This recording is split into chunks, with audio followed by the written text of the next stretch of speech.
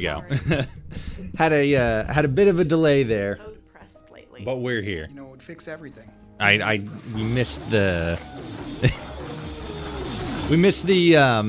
the Outer Worlds promo there, but we're in.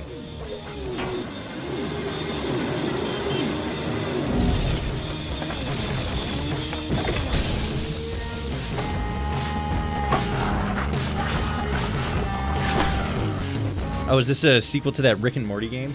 I can never remember the name. High on Life? Wasn't that it?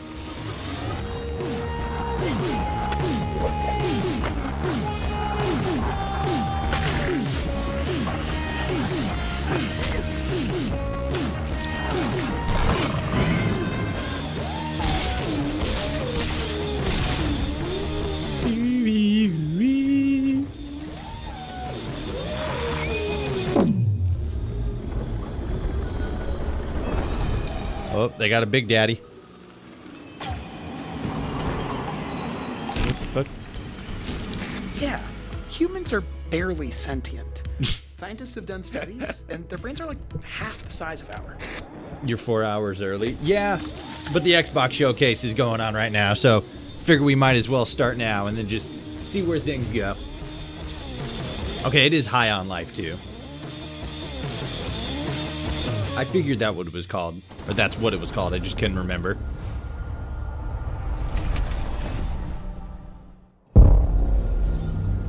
World premiere. Another world premiere.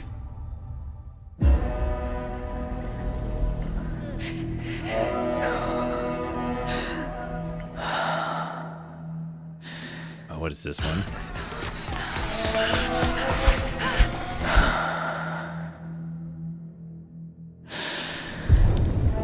What is this? I'm actually not sure.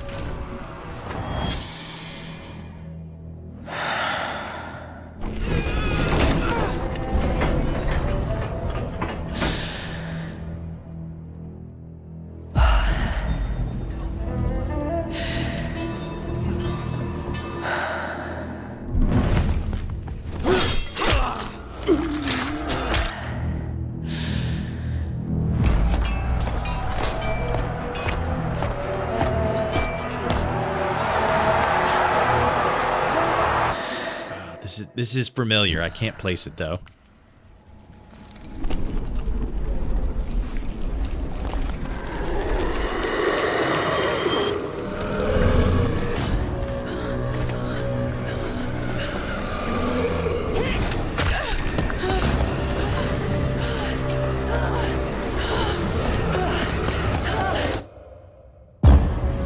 Oh, big man.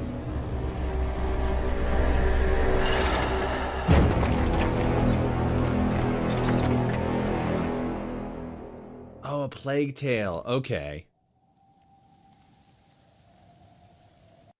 Yeah, I remembered. I didn't play that one specifically, but I do remember seeing it. Just a funny looking user interface.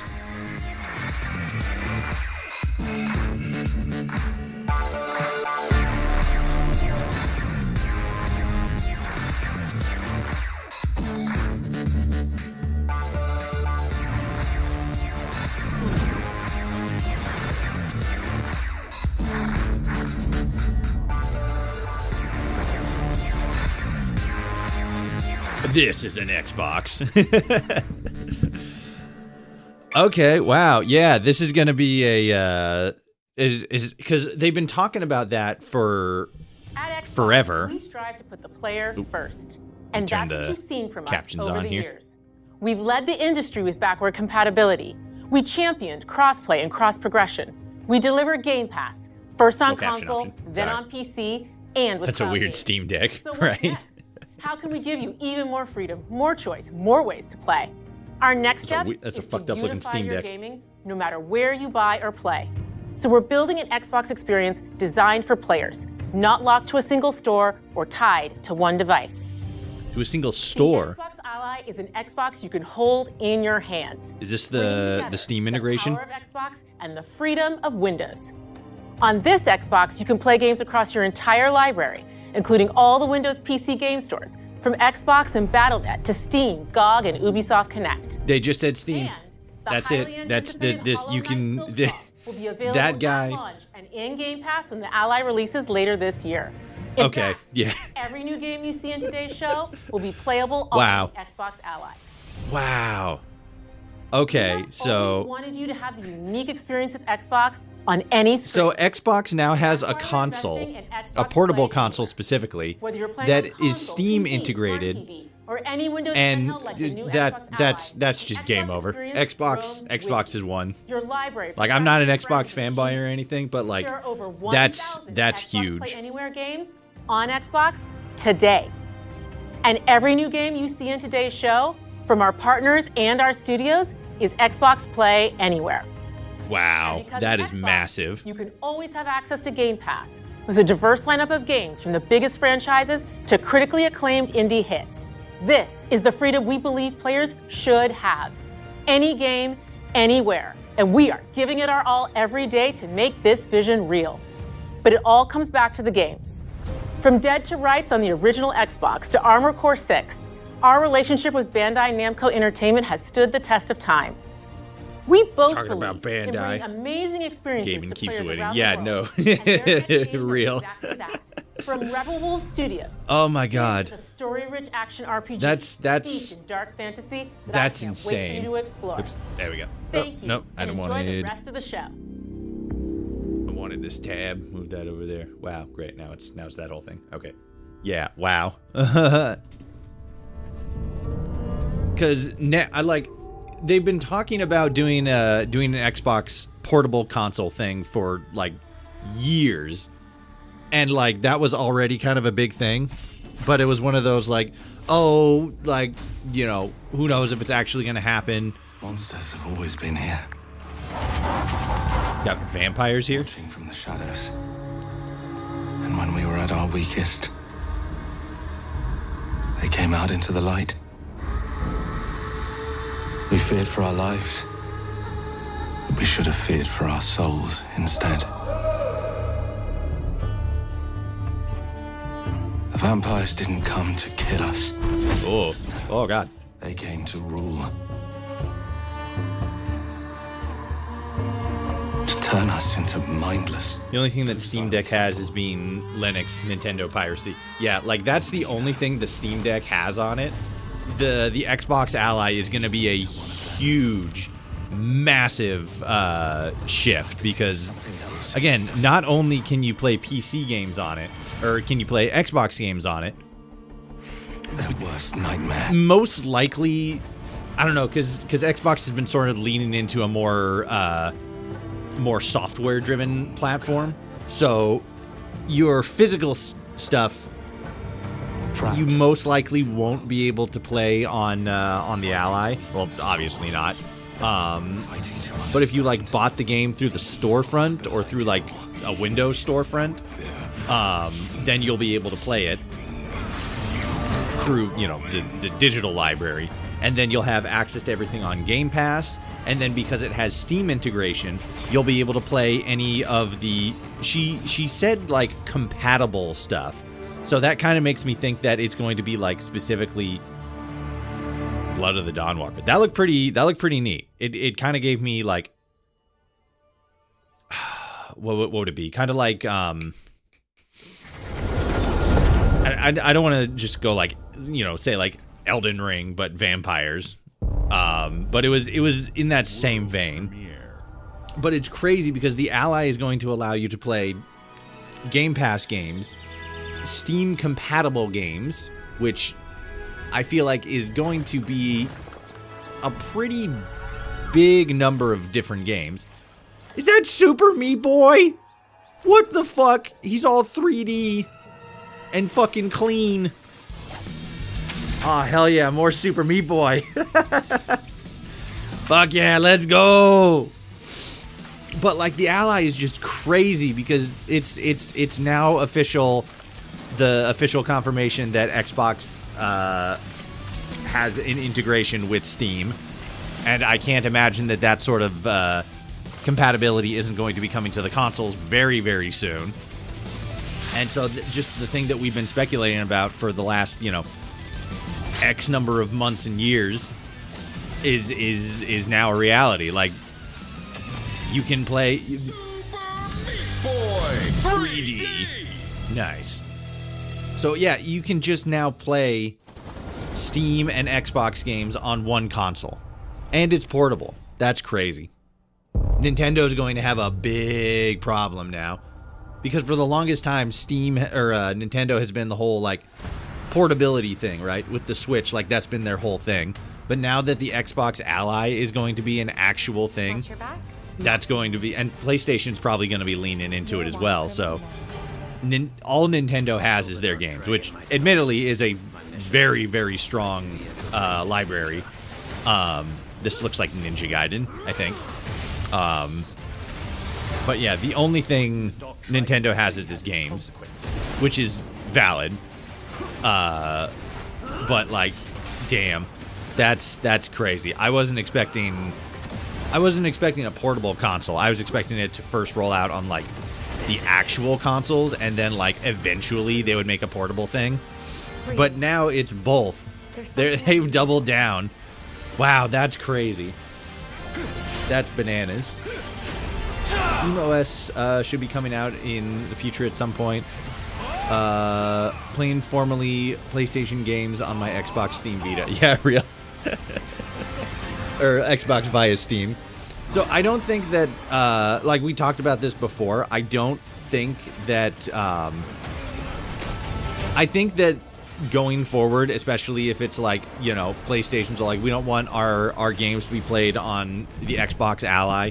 We want specific assurances that if we do put them on Steam, they're not going to be accessible through the platform.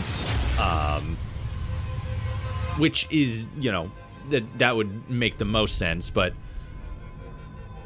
yeah, that's just crazy. And then again with the what is it with that, like, there's going to be an eventuality where they're going to like figure out how to like pseudo jailbreak that, and then they're going to be able to figure out how to play Steam games on, or PlayStation games on the Xbox Ally.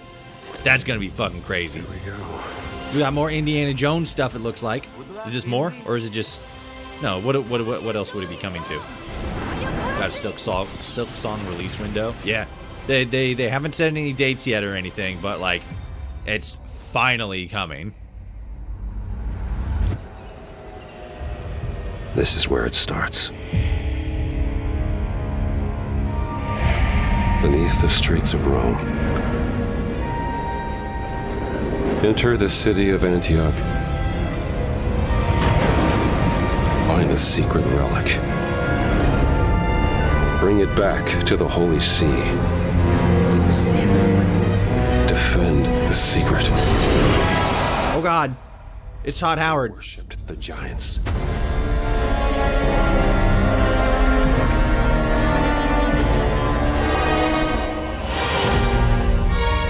In the Great Circle, the Order of Giants.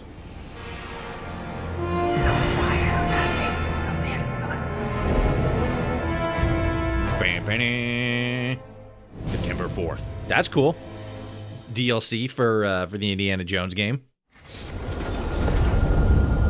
Day one when Ally drops. Yeah, I saw that. That's gonna be crazy. Like, that's an even bigger flex. Like, not only is it a portable Xbox console, not only can you play Game Pass on it, which I mean is kind of obvious, but still plus. Not only will you be able to play Steam compatible games on it, but then Silk Song is also dropping day one when the console release. That's crazy. That's actually insane.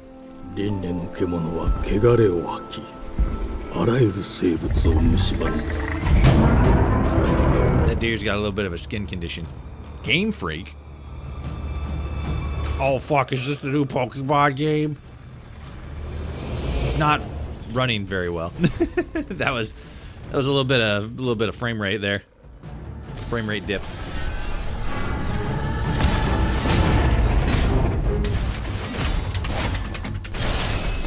This looks pretty crazy though. Not gonna lie.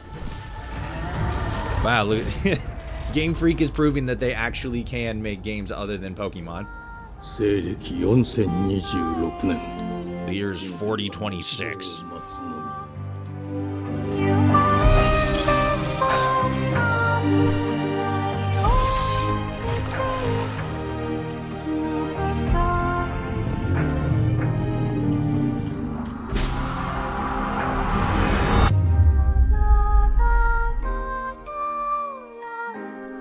封じ子エマ、お前こそが輪廻の獣を滅ぼす刃となる。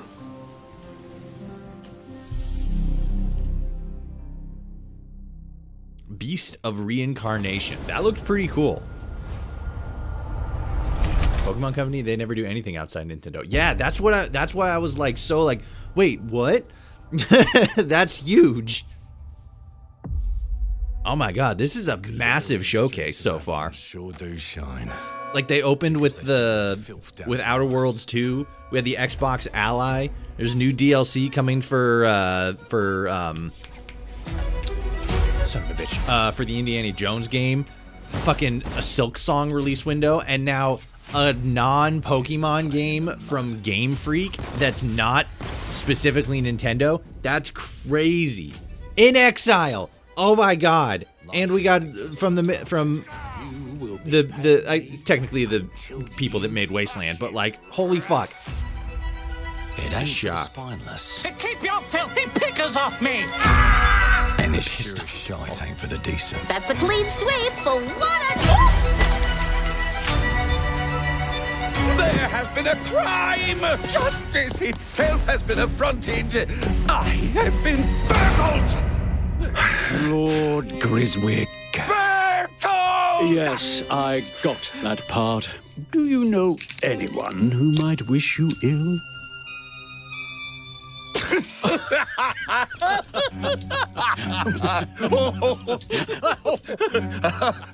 We can't arrest and question everyone. Let's see if we can narrow the suspects down a bit. They were, Trust your instincts, sir. tall, Yes, sir. built rather slim, well, muscular. Mm-hmm. Was very quick, agile, Go on. with a mustache. No, larger. I see. Quite fashionable. That's the fiend who robbed me. They got my good side this time. Breaking in I'm is not 100% sure what this game is. At first I thought it was story driven, but now it kind of seems a little bit more. getting away with it is the real trick. These candlesticks ain't gold. Worthless and dull, just like you. I have a customer. How can I help you? I'd rather talk to you, Errol. Sounds like I'll get a better deal. You talk to me first, and him never. Got it? Uncle's a bit touchy, ain't he, Errol? Touchy! I'll show you, touchy! Oh god. Why would you do that to Harold? Say to Errol. Brains. If I hadn't seen it with my own eyes, I wouldn't have believed it. Round here, it's all sharp edges, empty pockets, and blood on the cobbles. Goodbye, Silas. No, no! I'll hurt you, you Oh god, excuse me. pissing bag of peaches! You'd either got a gang at your back, or a knife in it. We're family here. Family takes care of its own. Can't put a price on that, can you? Them's in charge. They don't keep order, they keep power. Take this thing into the crucible and melt it. Stop being racist to the robots. That's Broken. bad idea. Scared to fight back. I don't want to kill him! That's why it pays to be clever and well armed.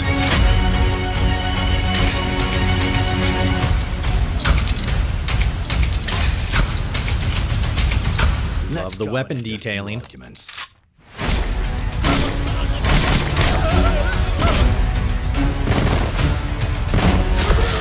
Don't get cocky. They've got a weapon far worse. Time. And if they can rewrite history, they can rewrite us. But look who just found Mummy's keys. Now I can fiddle with time. Put the bullet back in the barrel. Bring the chaos to a crawl. Take a mistake and make it like it never happened. We can change the world as we know it. One choice. This is crazy. I don't know what this game is, but it definitely has my interest. To change the future. And let me tell ya, the hunters don't like it when the rabbits got the gun. Change the past.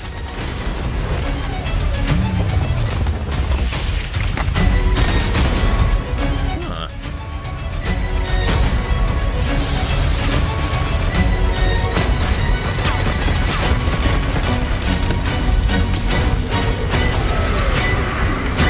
Oh, jeez. He just turned that man to bones. Clockwork Revolution. Damn. Now let me alone. In due time. Piss off. Clockwork Revolution. God, this is a fucking huge showcase so far. Teams are dedicated to bringing players. Oh, it's Matt Booty. He's got the funny name. Record-breaking, critically acclaimed games. Call of Duty, Black Ops 6 from Activision, Doom: The Dark Ages from Bethesda, Diablo 4: Vessel of Hatred from Blizzard, and Avowed from Xbox Game Studios. All of our teams across Xbox First Party are shipping their most played games ever, and they're also delivering more content than ever before. From original single-player experiences to vast online worlds, our teams are empowered to build the games they've always dreamed of. We want our players to have the choice and flexibility of where and how they play the games our teams make.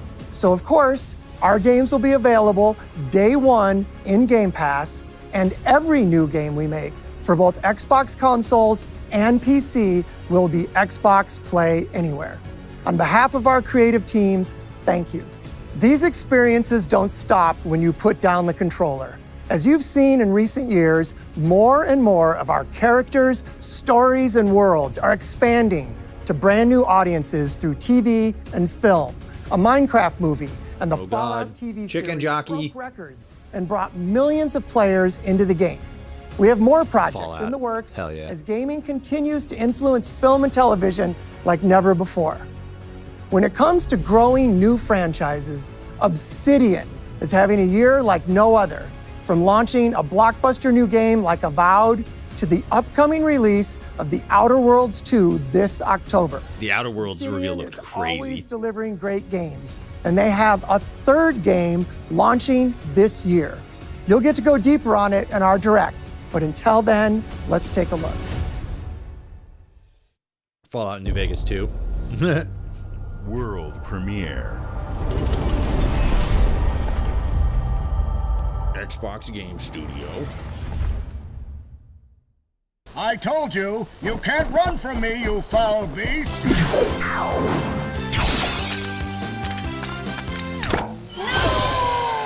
Whoops. With new flexible legs, the yoke girth action figure can... Oh, it's Grounded. It's something new in the Grounded universe. Oops. There's been an explosion at Brook Hollow Park. Chaos descended on a ceremony commemorating the 2-year anniversary of when 4 teenagers were miniaturized against their will and left to fight for their survival in the backyard of a deranged scientist. Formerly evil company Ominent Practical Technologies was set to dedicate Anything a since statue Ninja of the 4 Gaiden. teenagers. Yeah, fast food science a second robot Grounded Brutal game. and Dr. Tully when an Something called The explosion Beast of erupted. Rains, Dr. which is from Tully Game Freak. And then what is I have it up here. Clockwork Revolution by In Exile, the same people that made Wasteland.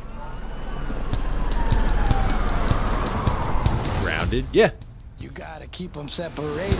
The Honey I Shrunk the Kids game. But now it looks bigger. We're going to a city park. Oh, it's a caterpillar. Rideable ants.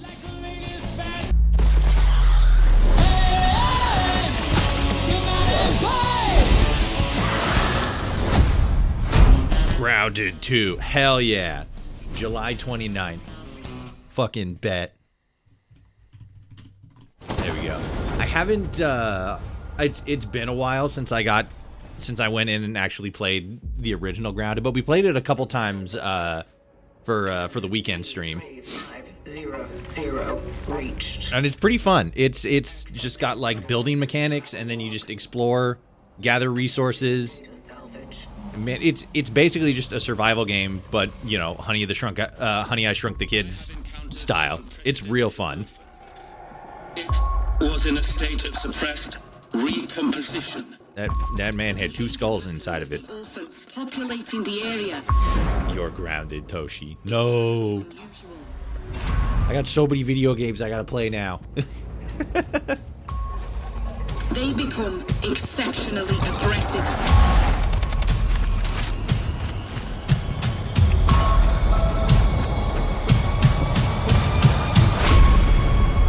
It is highly recommended to proceed with caution.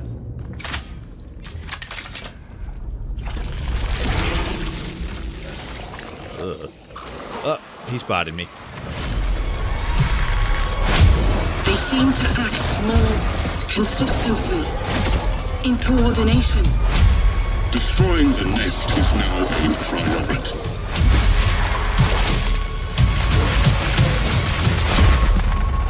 Such is our calling. Such is our calling. Chronos, the New Dawn. That looked kind of interesting.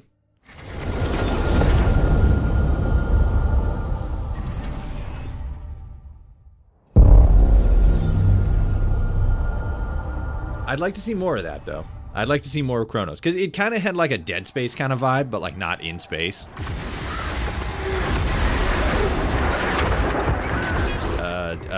Elder Scrolls Online. Steph. And I'll always love you for that. Don't nod. Ooh. Thomas, wherever you are, I'll Philion? Pretty sure that's how that's pronounced. Okay. Little story-driven action platformer. Oh.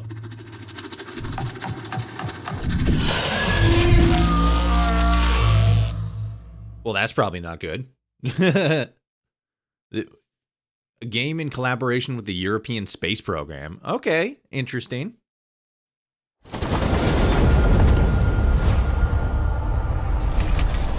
That looked kind of neat. Not my kind of game, but I liked the approach they were going for it.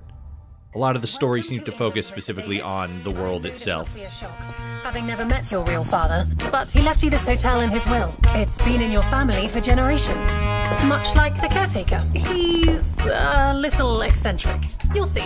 Let me welcome you to the Grand, a hotel famous across the land. Every room Was this a musical video game? Your wish our command here at the Grand. He's giving us a gun. Hell yeah. It looks like you're about to do some renovations. Would you like some help with that? No thank you, Clippy.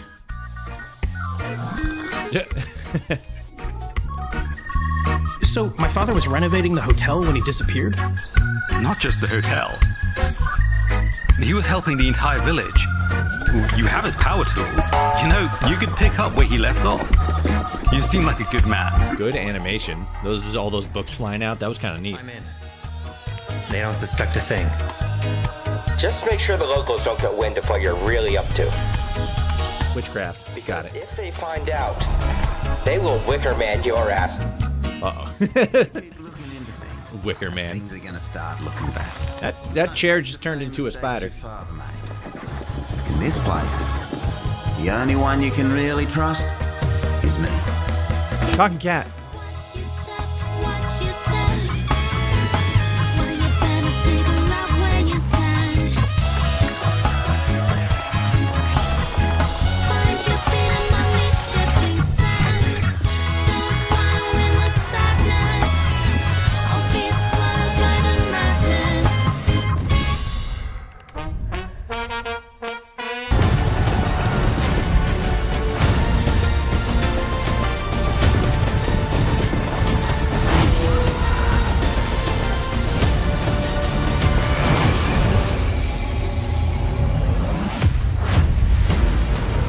Age of Mythology. Okay.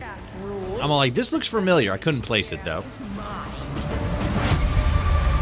So what? It's just a, yeah, it's a new game. RTS. Okay, not bad. Not bad, not bad.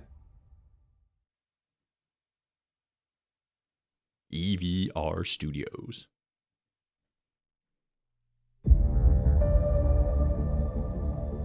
주권 국가의 자주적 결정을 누가 허락하는가? 만약 이 결정이 패권 국가의 특정 정치 집단의 이익을 저해한다면 당신의 특정 행동이 대중의 의사결정에 영향을 미칠 수 있으며 반대로 누군가는 당신의 의사결정에 영향을 주려 한다는 것을 인지할 때 자신만의 온전한 입장을 세울 수 있지 않을까? 당신의 입장은 온전한 본인의 판단인가? 그렇게 믿고 있거나 믿고 싶을 뿐. Man, what is this? Set in Korea.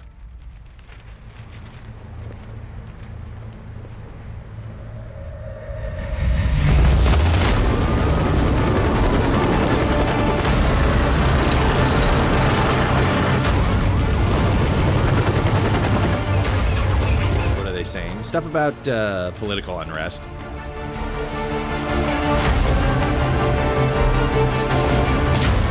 Oops. Got him in the face. 당신은 무엇 때문에 분노하는가?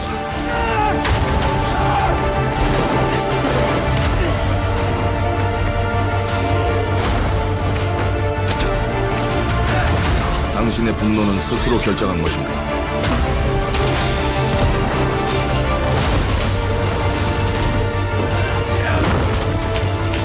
누군가 당신의 분노를 이용한다.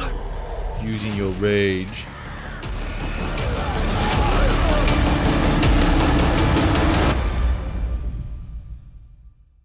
지정태. 지정태.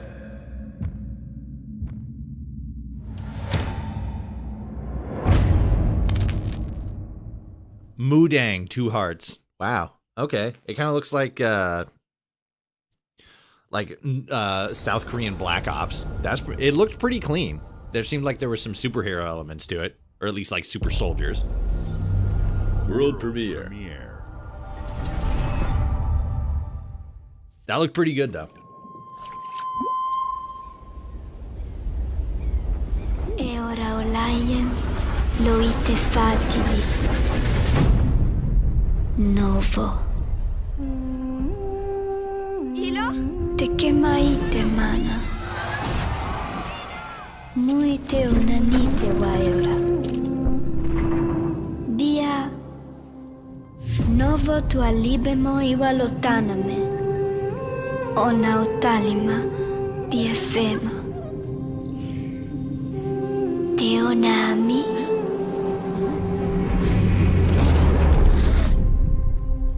Toma tua calio terali.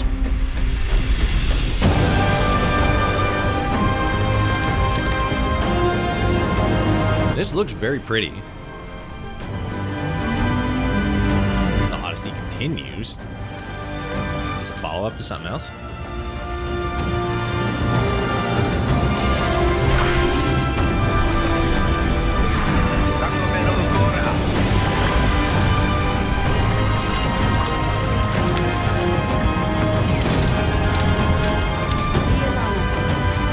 Robot spiders.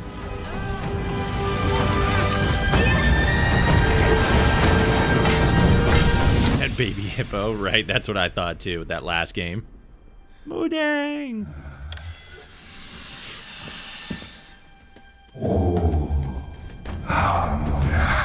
Magic cat.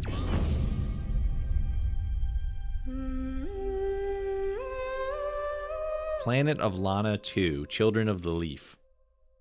I don't remember this. I don't remember the first one. That sound familiar, anybody? Planet of Lana?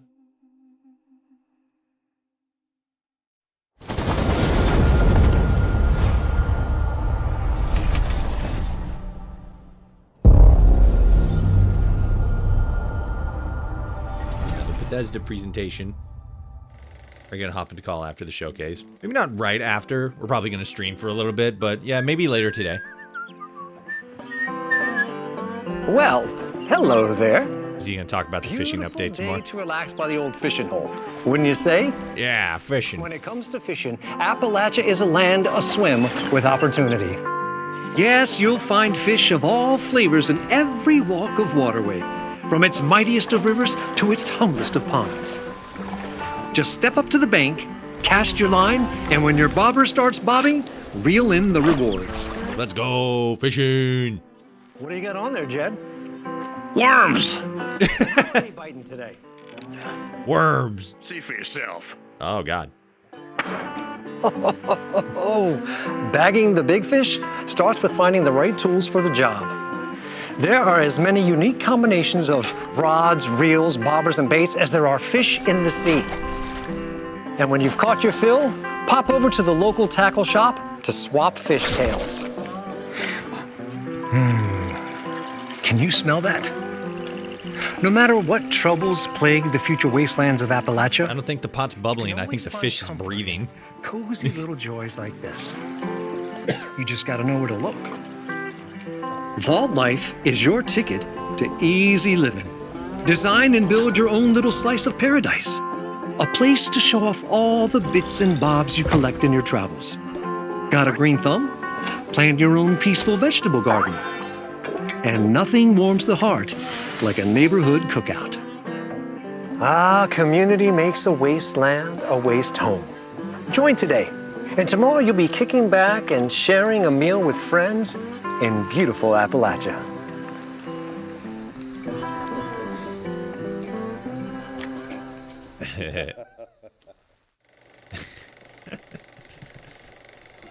That was funny. Yeah, they started that Tuesday, I think. That's when the fishing update happened, and then that's when like the new season started. Whoops. Ah, you're good.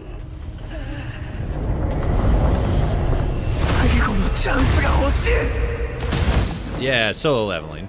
Okay. So there's a solo leveling game now. Hell yeah.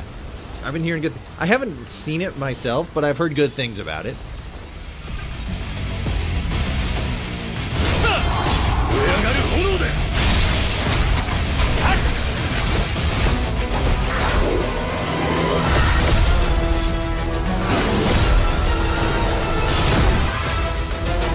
Four-player co-op.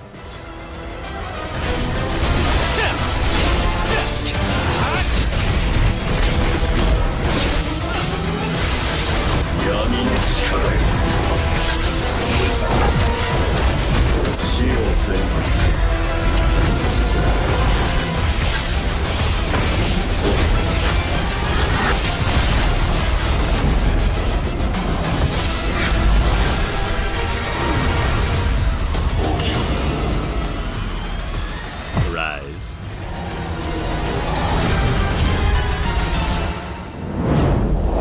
Damn. Okay. Cool.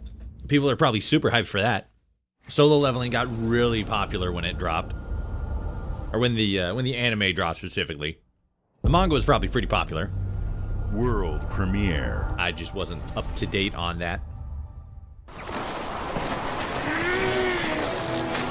Oh. Cute crab creatures and otter beasts. Oops. What the fuck? That cloud was sheep's. Whoa.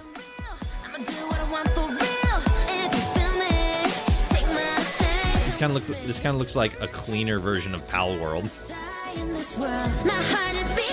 What is this? It does seem very Pokemon-esque.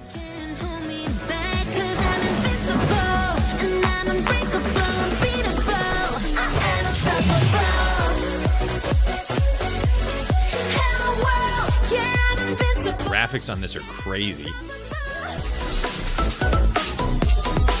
Yeah, this is definitely some, like, this is like the new Pokemon clone.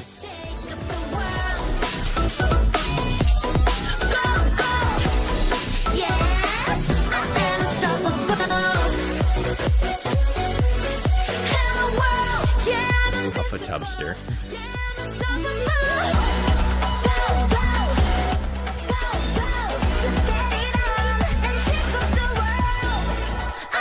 going into space. This is crazy. There's so much shit going on. Animo. Interesting. Is that like is that Xbox's attempted Pokemon? Because again, huge Pokemon vibes. Tony Hawk Pro Skater. I just want to say it's Tonal Hawk. All the love and support It's Mr. Skateboard Man himself. Tony Hawk's Pro Skater 3 and 4 a few months ago. These games have changed my life. But more than that, I've seen them help spread a love and appreciation for skating all over the world. And that Tony Hawk didn't age well. He's He's a skateboarder. They're not they're not really supposed to age well. Attention to detail with some brand new parks, new music, new skaters, and more. And you can enjoy it all with your friends with up to 8 players in multiplayer. Tony Hawk's Pro Skater 3 and 4 officially drops July 11th, and we have a lot more surprises to come. Check out the launch trailer now. Tony Hawk, let's go! Tony Hawk Games. It's by Activision. Of course it is.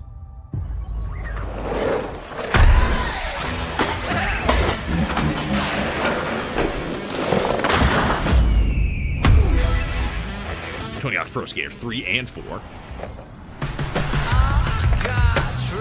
Weren't those already games? Are these like remakes or something?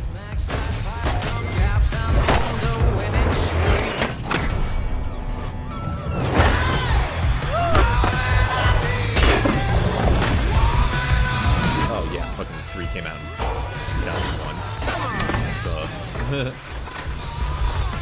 Okay, so they are remasters. That makes more sense. I was a little confused. I was like, wait, these came out already. What's happening? Remaster.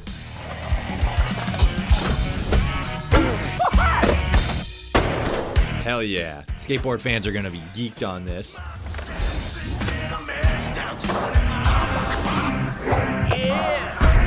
Oh, fuck yeah. Teenage Mutant Ninja Turtles.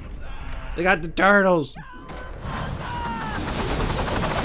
Fuck yeah. Nice.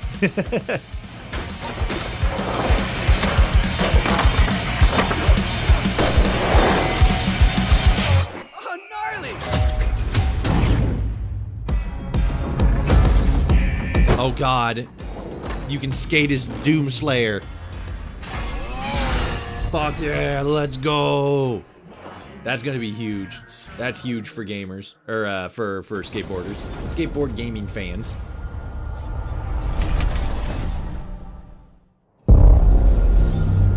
World premiere.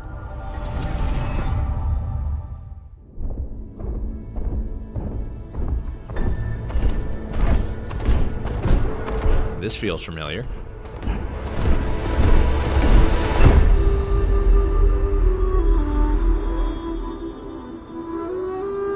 Oh, okay. That's why it feels familiar. I remember that game.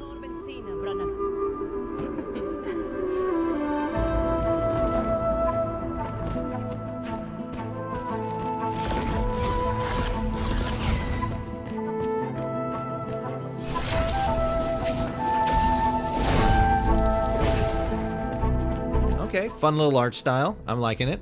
I'm digging it. Ooh.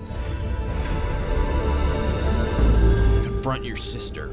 Punch her in the mouth. Oh. Well, there. Oh, okay. Never mind. It's just the sword. Don't worry. Your spirit sword.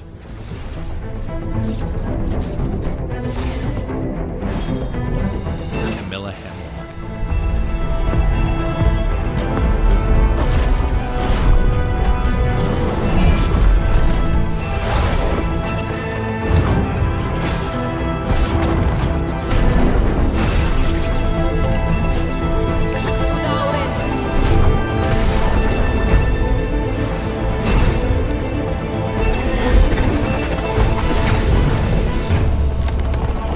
Jeez. The mountain's attacking.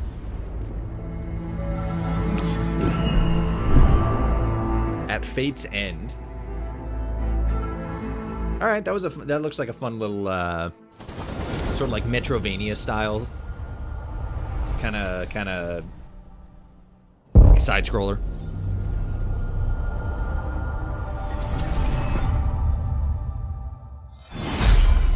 Whoops.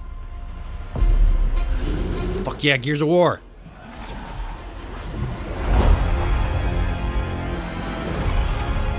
Original, the first one?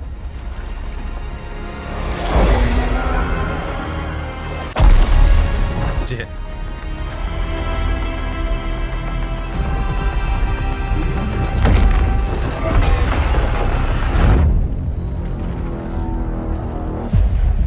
It's going to more players than ever before.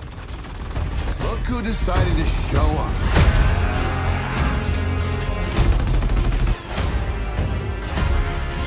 Crossplay, badass. You think you can still find your way back home, Phoenix? Cross-platform progression, that's huge.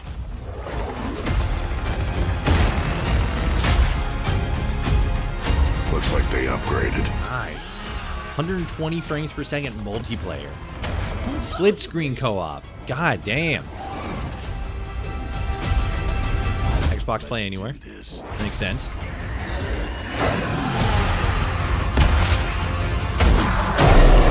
This is gonna be awesome.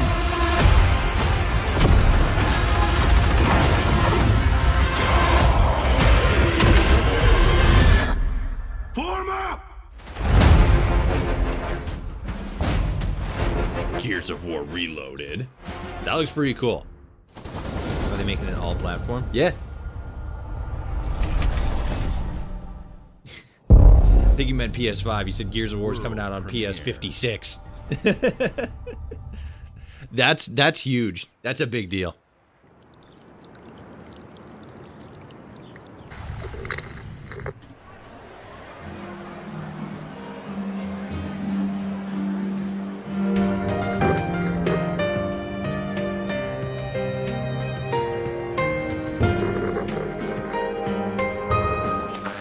TVs. Oh, TV turned on. Shit.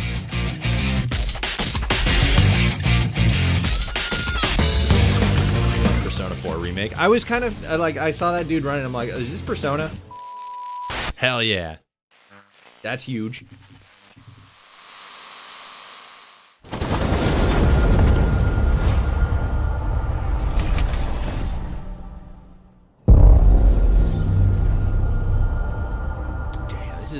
This is a killer fucking showcase so far. Smugglers League is always there, but you won't see Thieves. You won't hear us, and the only way you'd ever know it is if that's what we wanted. As smugglers, we deal in the goods others. Still got to get around to the OG game. Guns, which one? Explosives. And don't forget the rum. It's a life of danger like no other. So I guess my question is, can you handle that?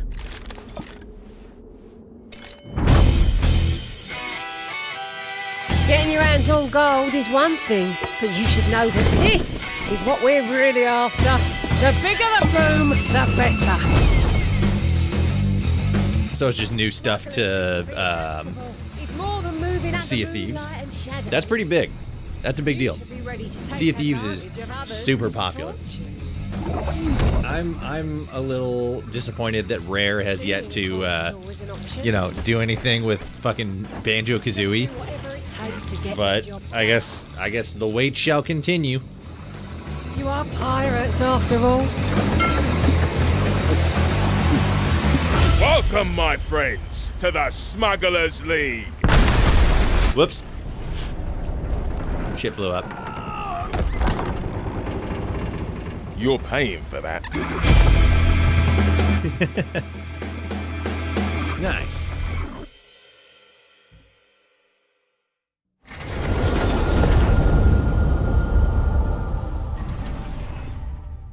I don't think Rare wants to. Yeah. World premiere. Oh, they said a cuss word. Hope you're not in a hurry because northbound is backed up all the way to 18th Street. And the southbound ain't looking much better. This is ridiculous. Please, come on. Are you one of them? You're here, but it's right. Whoops. That's unfortunate.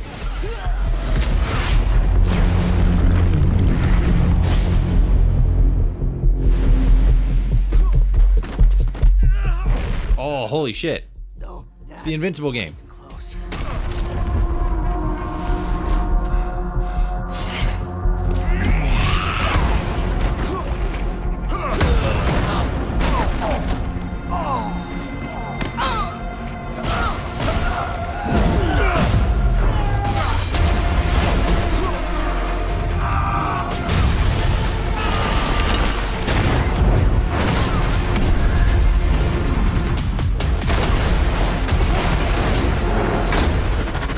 I hoped you'd understand why I had to do this.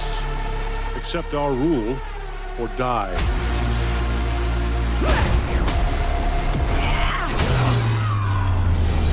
I'd like to propose a third option.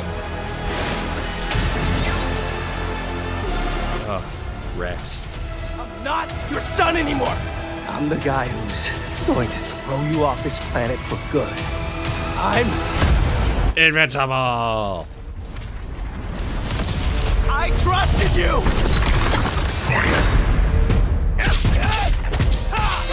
Oh, this is cool. I was wondering what kind of, because like it was inevitable that they were going to make an Invincible game, and I was just like, what's the style they're gonna go for? They're gonna go for like open world. They're gonna go for beat 'em up. Beat 'em up is probably the better option.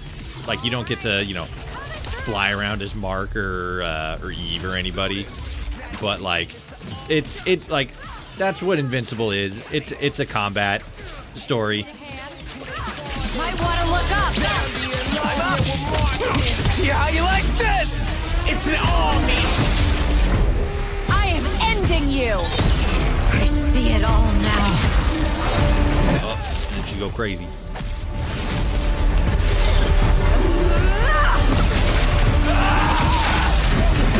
So brutal. Invincible versus nice. That looks pretty cool. That looks clean. The animation or the art style was a little strange, but I think I'm growing on it. The wait's almost over. Square Enix. All right, Final Fantasy VII.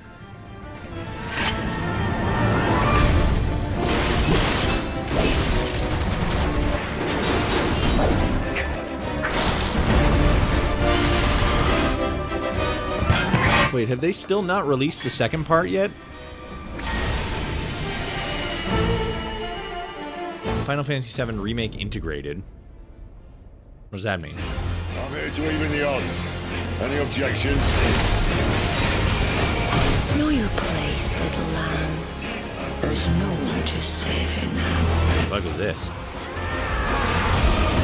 You will answer for what you've done! Our flames are our own, and they burn as one. Come to me, Ifrit! Timed exclusivity is. Oh yeah, that's right. It was only out for PlayStation for the longest time. So now it's coming to Xbox. That makes sense. Valisthea cannot endure a second claim. Final Fantasy 16. But she may yet be saved by you. Available today. Holy shit. You play Final Fantasy 16 on Xbox. That's pretty big. I love that more and more games that were originally like, oh, this is a game that you can only play on this console are starting to become more and more cross-platform. For gaming, that's just a win. That's just a huge, huge, massive win for the gamers.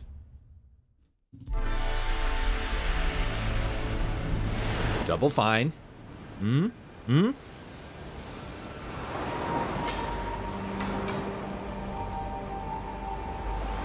I'm still waiting for that fucking Heavy Metal sequel. Or, Brutal Legend sequel.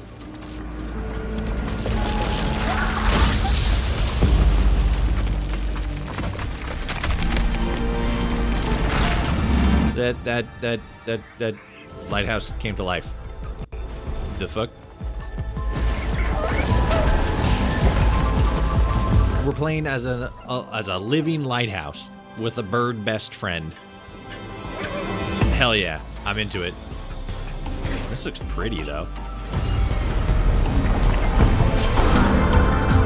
Oh, big snail.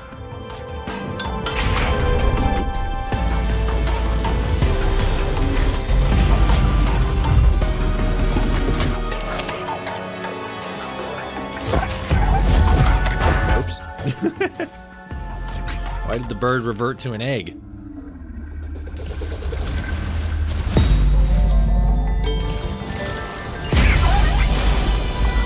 This is weird, but I'm kind of into it.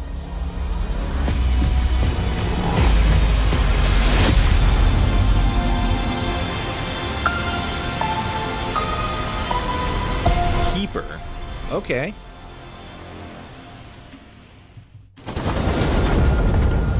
That was kind of neat. From the weird mind of Tim Schafer. Yeah, Games no like kidding. Psychonauts 2 showed how Double Fine excels at creating unique and innovative experiences, and Keeper is no exception. Looking ahead, next year marks 25 years of Xbox. It's a big milestone for the platform and franchises that you helped build and make popular. We couldn't have done this without everyone who's been with us on this journey.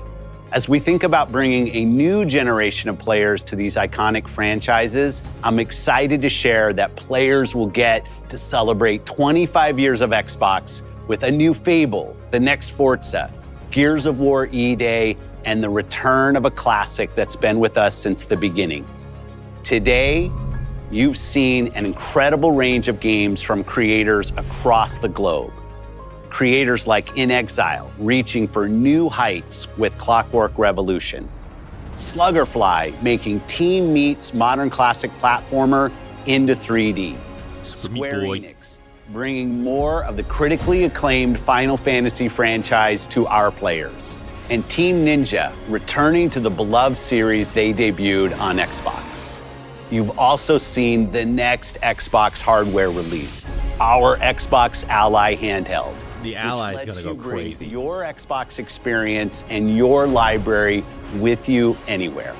I hope you enjoyed the breadth and depth of the games, updates, and experiences that are coming to Xbox from our partners and our own creative teams. We're seeing more players on our platform and in our games than ever, thanks to all of you. We're proud of the creativity that Obsidian is delivering this year. Immediately after Showcase, our Direct begins, where you'll go inside the studio for an extended look at The Outer Worlds 2 and Grounded 2. Thanks for joining us today. But before we get into the Direct, we have a final world premiere. Oh God, here's the big thing. Elder Scrolls 6. World premiere. Little butterfly.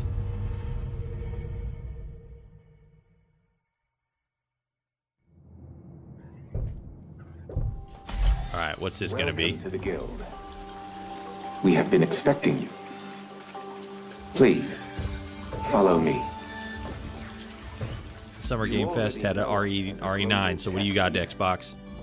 Our software, our systems, combined with our skilled team, is designed to save lives. Your years of service have shown you the importance of our work. Here, you'll witness the global scope of that mission in action. Let me introduce you to our esteemed visionary.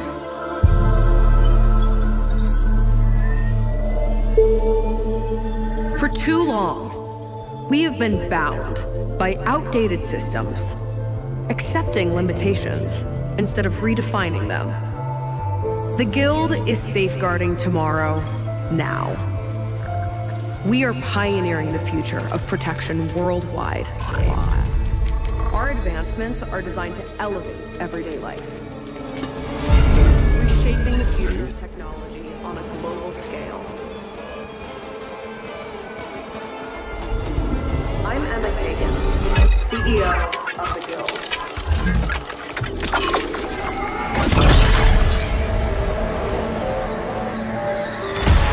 Whoops. We're in a space, or dream world. Up. City folded on itself.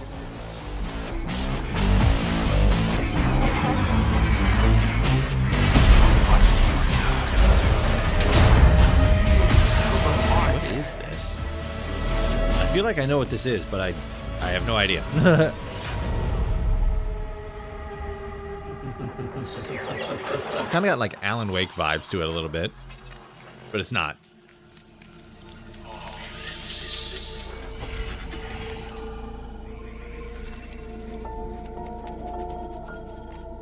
Fear is a powerful thing.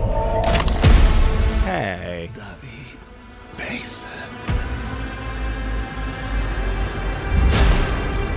Menendez.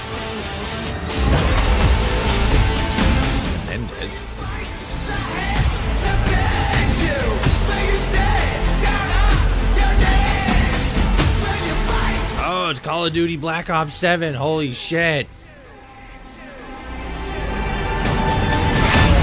I was kind of speculating because I'm like, there's a lot of like military reference stuff. But like then what was it, like all that Dreamscape stuff? Oh, there's zombie mode. All right, cool. They ended it with Black Ops 7. All right. I guess it's gonna be just more of a comparison of whether or not that is the wow. I don't know what happened, but I fell way behind there in the live.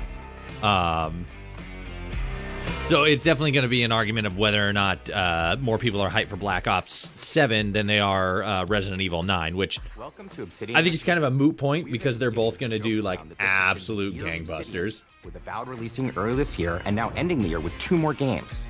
And what better way to That's crazy though. This was a huge showcase. Like, holy fuck. That's where I come in. You can get out of here, Fergus. Thank you so much. No, you're doing great. You nailed it. The sequel is the lifeblood of every great franchise. Let's see. So the original creates the world and builds fandom. What did we have? That's what makes it worth remembering. No sequel, no hoverboard. No sequel, no dual SMGs. No sequel, no raccoon tail. No sequel, no Zune 2. Which doesn't really exist, but I wish it had.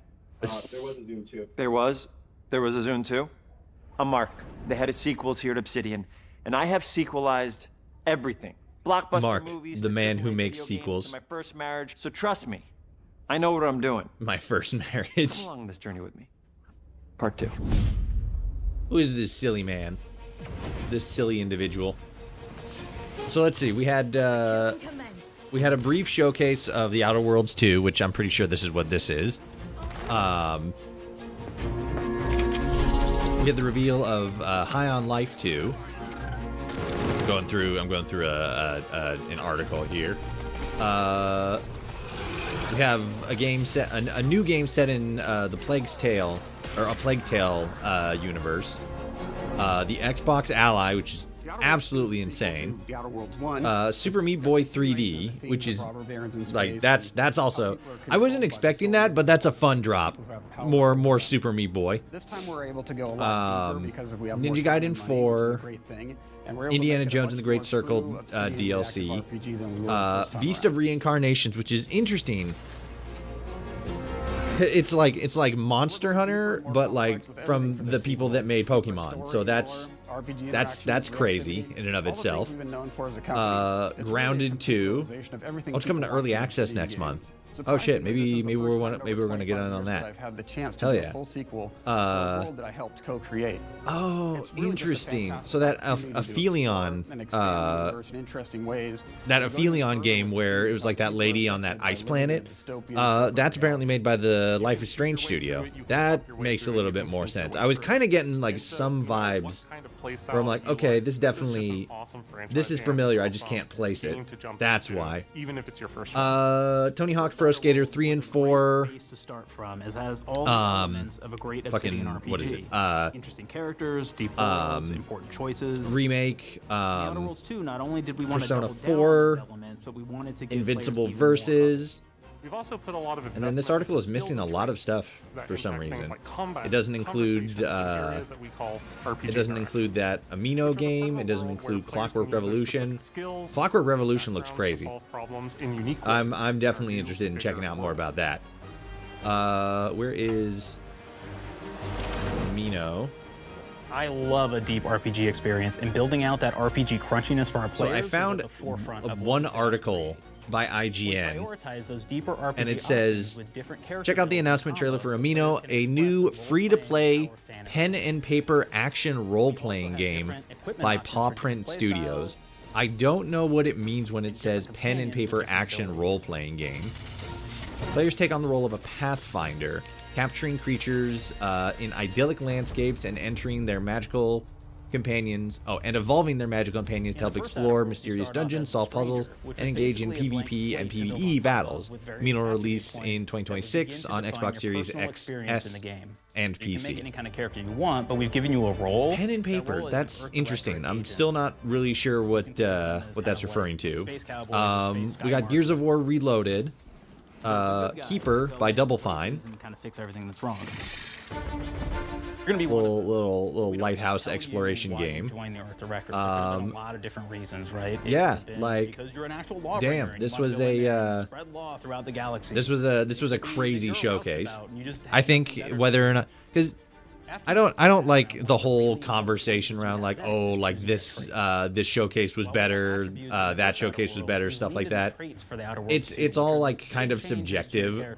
I haven't really played Xbox in a good long while, probably a couple of years. And that's obviously really great. The current console that I have is the Xbox One, so that just kind of shows you how far out of the loop I am. But it's interesting because it's like, tell me. Again, it all kind of really depends on what side of the console split you're on. So if you're more of an Xbox player, you're obviously going to take away like, oh, the Xbox gaming console was like the Summer Games Fest Xbox showcase was the big takeaway. For other people, Resident Evil 9, like that was the huge thing from PlayStation. The PlayStation event was the thing that really took it. From somebody who, and I feel like I sort of have a little bit of a bias, but I try not to have like a favorability towards Xbox, because like my first console was PlayStation, but the one that I've played the most is Xbox. But now I mostly play on PC, so it's kind of a mix of different things. But I feel like, I don't know, I really feel like the Xbox Ally was the big like that's. Holy shit, that's massive. That's gigantic. Really the core and essence of what we really wanted there, but we made each point that you put into a skill much more impactful. So instead, I think that more so than anything, that's going to be the big takeaway. Much larger changes per point that you put into each skill, and again, all these things, because of how they're checked inside the world itself, can matter quite a bit. Just even having one additional skill point in something can open up a lot more options in the world itself. If anybody's played Fallout New Vegas, they'll be very familiar with like the perk system. We basically borrowed that, but went even grander. We actually have more perks than Fallout New Vegas did.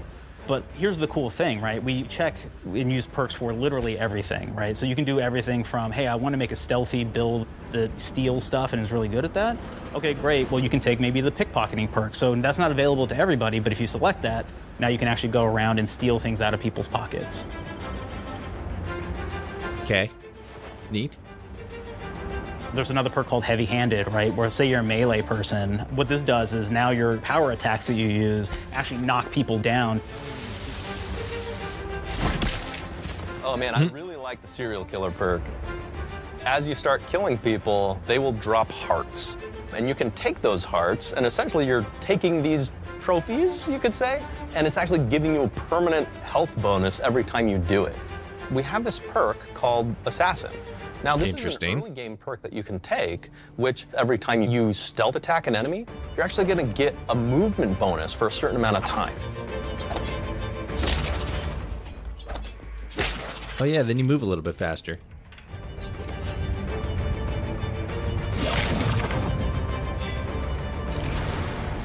Flaws were a system that everybody loved from the first that was kind of interesting. We wanted to make it more personal to the player. We wanted it to really reflect how you were playing the game and give you a bonus that you actually wanted to really engage with. With the flaw system returning, we knew we needed to go bigger, better, and more real than ever before. So, we turned to the team. And I told them, no bad ideas. Give me what you got. Okay, we need more flaws. We need them to be real. I want to put them in the game, so give me something. Inspiration. What's wrong with you? Oh, I have bad knees. You got bad knees? They hurt when you walk a lot? Yes. When you walk too much, they hurt? No cartilage. Sounds boring. Makes you sound like a boring person, but it's in the game. What about you? I like. What's this game? So the actual showcase is already over. This is a further deep dive into. I don't. Claire. Yeah, you shouldn't be stealing. What are you doing? You shouldn't be stealing, Claire. Tiny crimes. Tiny crimes? Do you hear the second part, though? It's a crime. Well, You're stealing. Claire, that's wrong. You can't steal things, okay? But it's an amazing flaw, and I'm putting it in the game. But you're a bad person. And are you the one that took my stapler? do you need it? Yeah. Give it back. Okay. Please. You, what do we got? Flaw. This is Outer Worlds 2 that they're talking about. How long did you stare at the sun? Just lunch break. An hour? Oh, I only get 30. You guys get an hour? I get an hour. In an hour. Oh. Makes me feel energized. How many fingers am I holding up?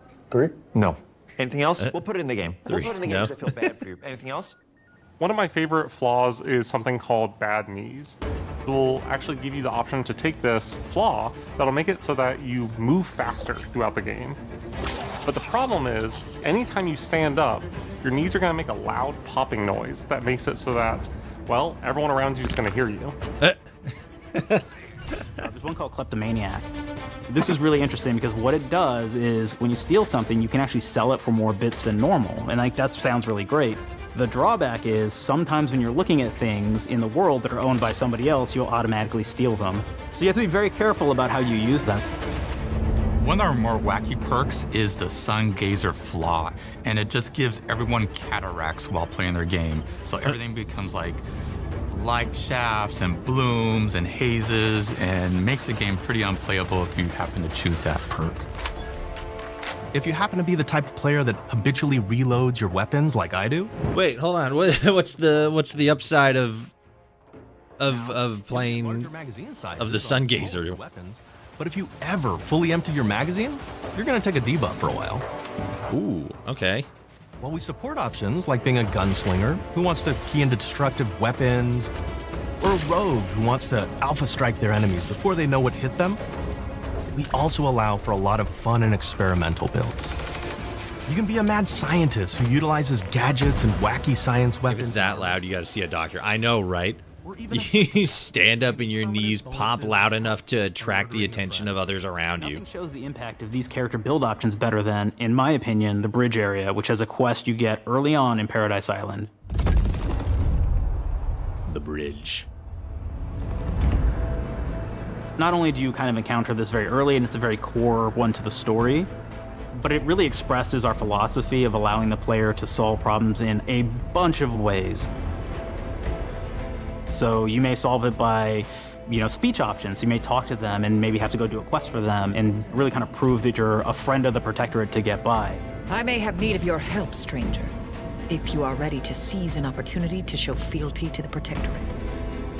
You could go guns blazing and you could just take everyone out inside the POI, lower the bridge itself, and kind of get across.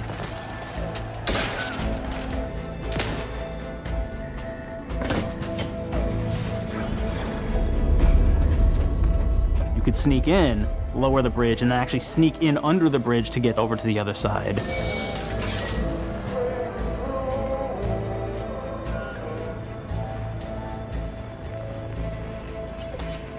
Hearing a popping sound like that behind you would be terrifying, like some flesh bone creature is sneaking up on you. I know, right? That's why those guys swung around so fast. Like, what the fuck was that? A nightmare beast? Bypass the bridge entirely if you found like certain gadgets, like the shield gadget that protects you from poison gas as you go across, or the double jump boots, which kind of allow you to jump across the chasm and get across that way. There's even a really kind of messed up way, right? Which is players can actually sacrifice one of their companions. Their companion who they just found is part of.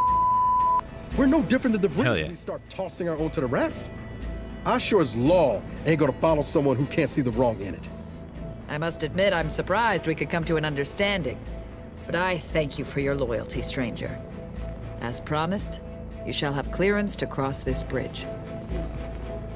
It's such a fun quest, but again, it really showcases that we want you to be able to solve this in whatever I think I might have to give The Outer Worlds 2 a try. I didn't really play the first one because, I don't know, the game didn't really, like, draw me. It didn't really hook me, but I don't know. The second one, I might give it a shake. From the very beginning of our discussions about The Outer Worlds, we really knew we wanted every game to take place in a different colony.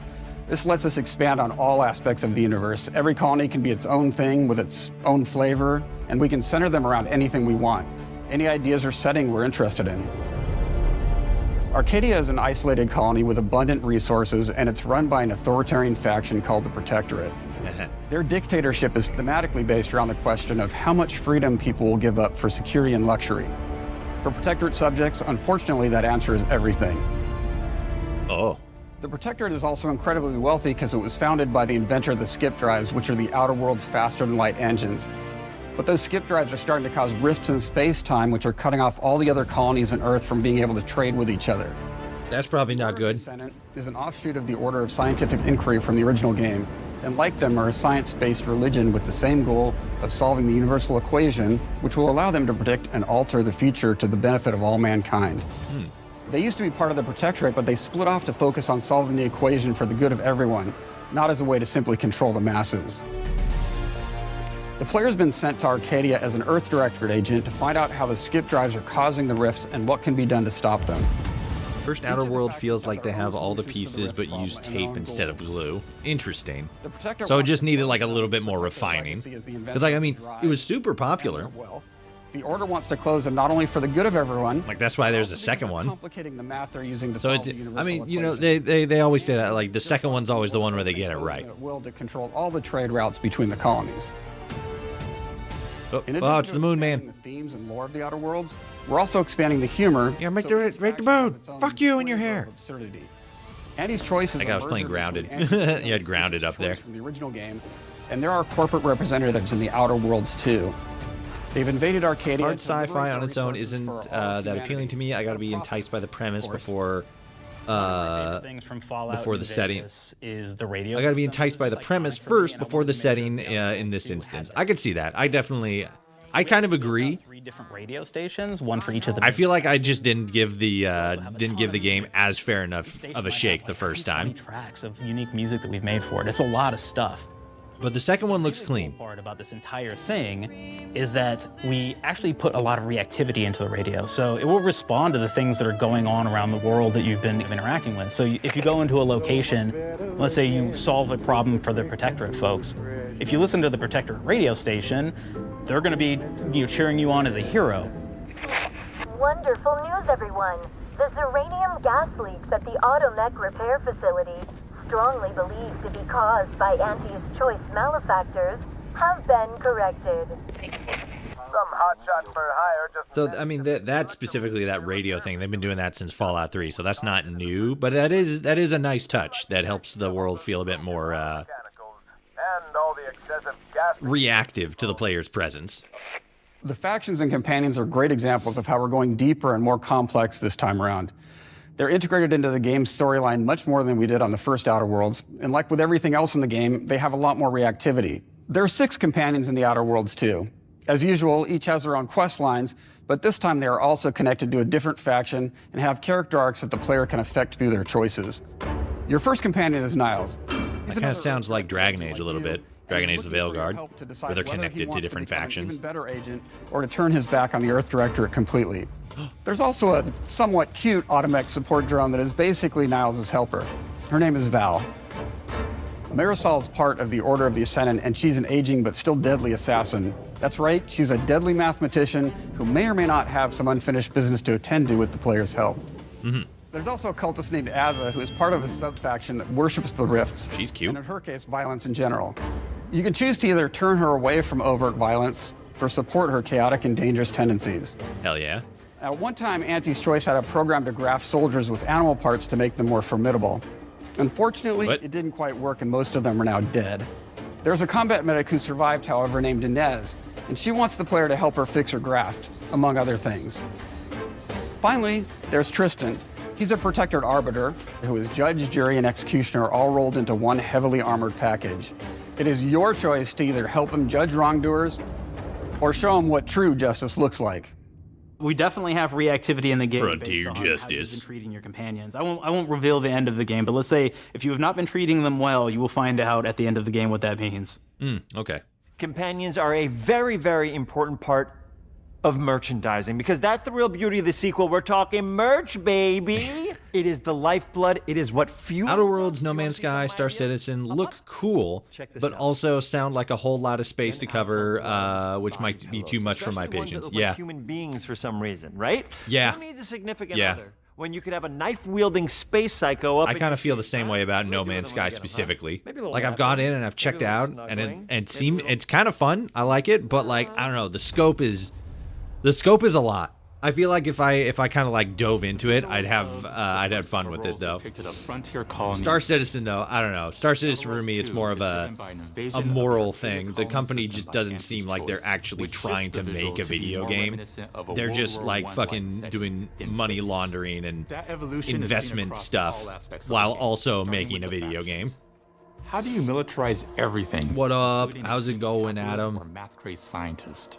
In a World War I setting, I give all the cool backstory. I know, right? It's to get you hooked. It's to get you enticed. Control. Anti's choice uses it to help their bottom line. The Order just wants to show how it exists within the grand plan. We want players to feel like Arcadia is a living, breathing place scarred by a long-standing war.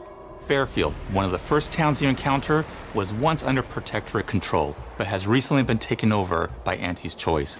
They don't just occupy the town, they rebrand it with their signature style, repainting buildings, posting guards, and adding propaganda-based holograms featuring Anti and the Moon Man. Showing the towns evolving after the invasion helps us push immersion for our players. One of our priorities in visually realizing the world of The Outer Worlds 2 was making sure everything is clear and recognizable from the player standpoint. We want to make sure each faction has a particular look and design. So when the player is running across these vast, different environments and landscapes, they're recognizing the motifs and visuals of who they're talking to, what they're going to be talking about, and how that progresses throughout the story. The first Outer Worlds was really about player interfacing with corporations. And while we have that in The Outer Worlds 2, we really want to express not just the corporations, but how the player interacts with other facets of the world, like government entities or religious structures. And then we elaborate on those. All right, natural evolution. We wanted to encourage exploration by improving player mobility across the board. Now you can run, slide, double jump, mantle, and parkour your way through all of the nooks and crannies of these worlds. It really allows the player to just explore and have fun finding really cool stuff.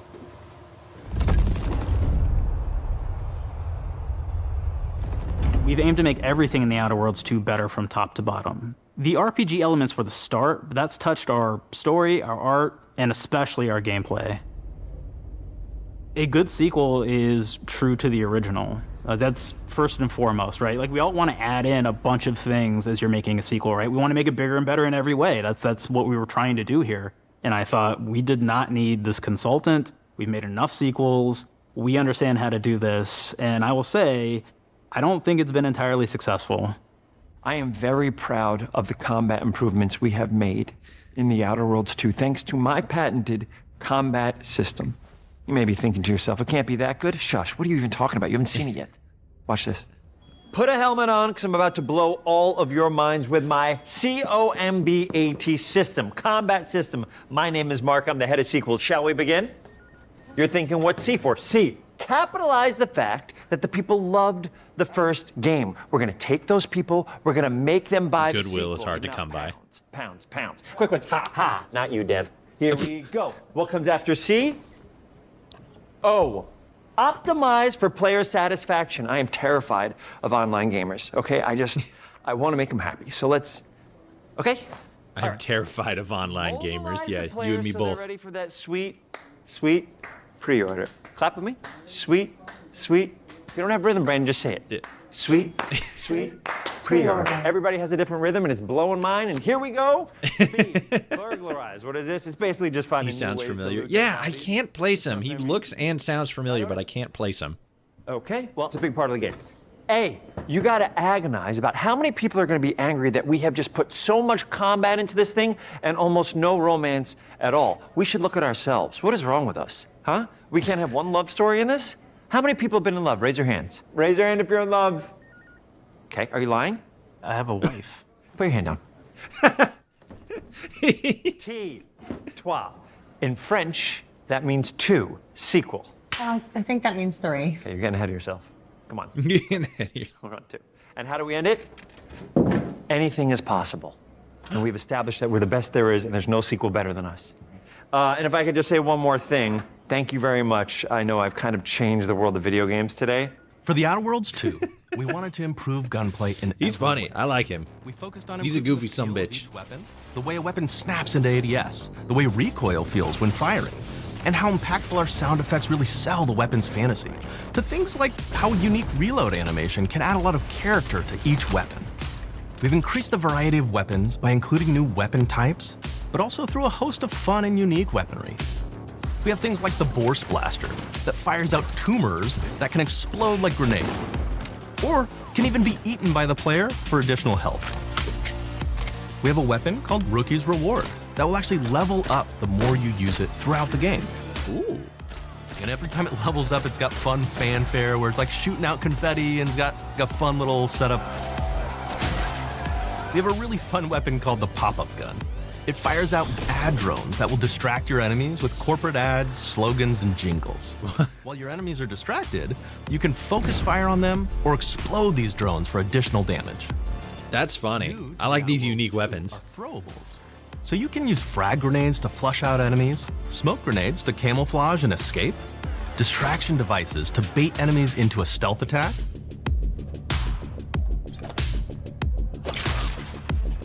and even science grenades that will levitate enemies, allowing you to fire upon them while they float helplessly. Science grenades. And of course, science weapons are back. We have returning favorites, like the Shrink Ray. This time it's been upgraded so you can shrink your enemy down to the size of a sprat and run over them, exploding them into bits.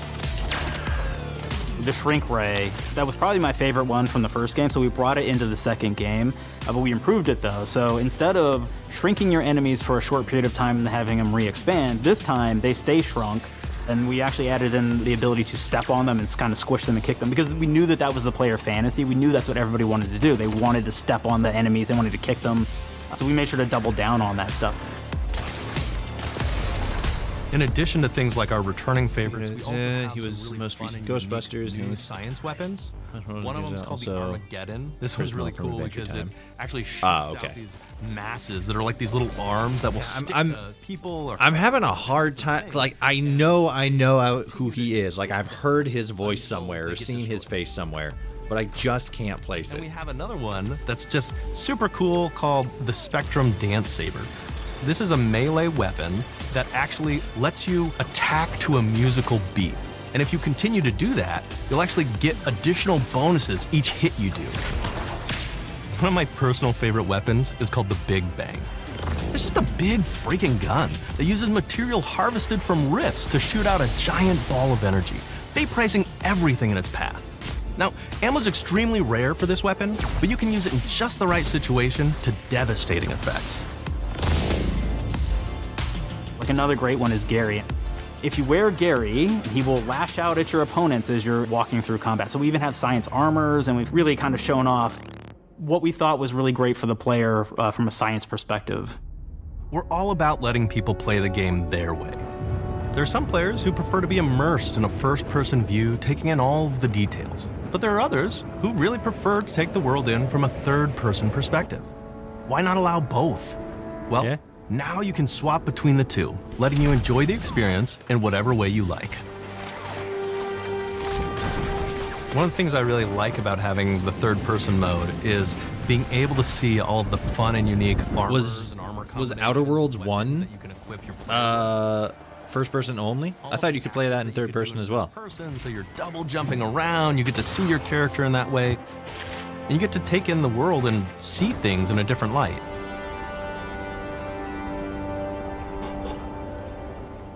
The Outer Worlds 2 is really the biggest game we've ever made. Bigger choices, more reactivity, more weapons, more things to find in each of the worlds the players can visit. The team has done incredible work bringing the Outer Worlds 2 to life. Oops, he's pissing. I can't wait for you to play it. Even though we've always been a project studio, this is going to be the first time we've ever released 3 Having games an option in for 1 both year. first and It third person feels is always amazing nice. to It do. is. We're so It's one of excited those little for more things, people to be playing our games. but it's always nice to It's see that it's truly there. An exciting time here at Obsidian. We're exploring worlds big and small while expanding on franchises that we've created, and we have no plans to slow down. We hope you all continue to come along with us as we do what we do best, make your worlds your way.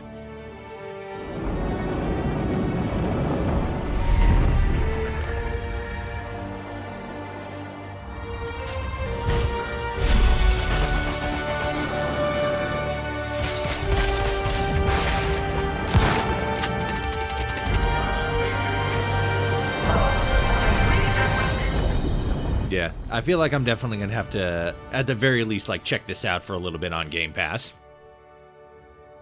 Because a lot of the stuff that Obsidian does is really, really interesting from like a technical standpoint. We're all about the best place to play, which is also the promise of Xbox. You could play The Outer Worlds 2 on this Xbox, but it may be hard to play it when you're staring at all these beautiful holes. What? Let's cut that.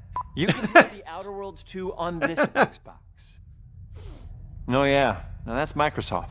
Or you can take a phone call on this Xbox, then play The Outer Worlds 2 right after. Excuse me, I'm getting a call. Hello? What am I doing? I'm playing The Outer Worlds. Hello? Yeah, this is Mark. I didn't know I had jury duty today. You could play The Outer Worlds 2 on this Xbox, but it takes 2 people to lug around safely. We're gonna go up to my apartment, okay? And this is an Xbox I didn't know I had jury duty. that also plays The Outer Worlds 2. What do you think, Claire? This is amazing. Are you playing? I think so. Fantastic. So now this is actually not an Xbox, so you cannot play The Outer Worlds 2 on it. Can't play anything on this. I guess Bread.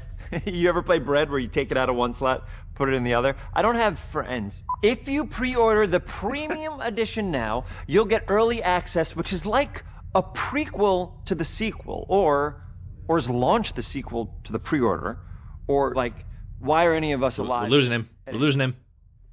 It doesn't matter. Either way, my job here is done. It's time for the Grounded 2 portion of the Direct, which is sort of like the sequel to the Outer Worlds 2 portion of the Direct, which I absolutely just hit a home run with. You know, it's really nice to see my influence go on to other games. Take it away, team. Sonic movie, Sonic Head. Oh, that actually could be him, actually. I think it is. Exit. Wow, look at that. Right at the buzzer, we figured it out. I think that is the guy that plays Sonic.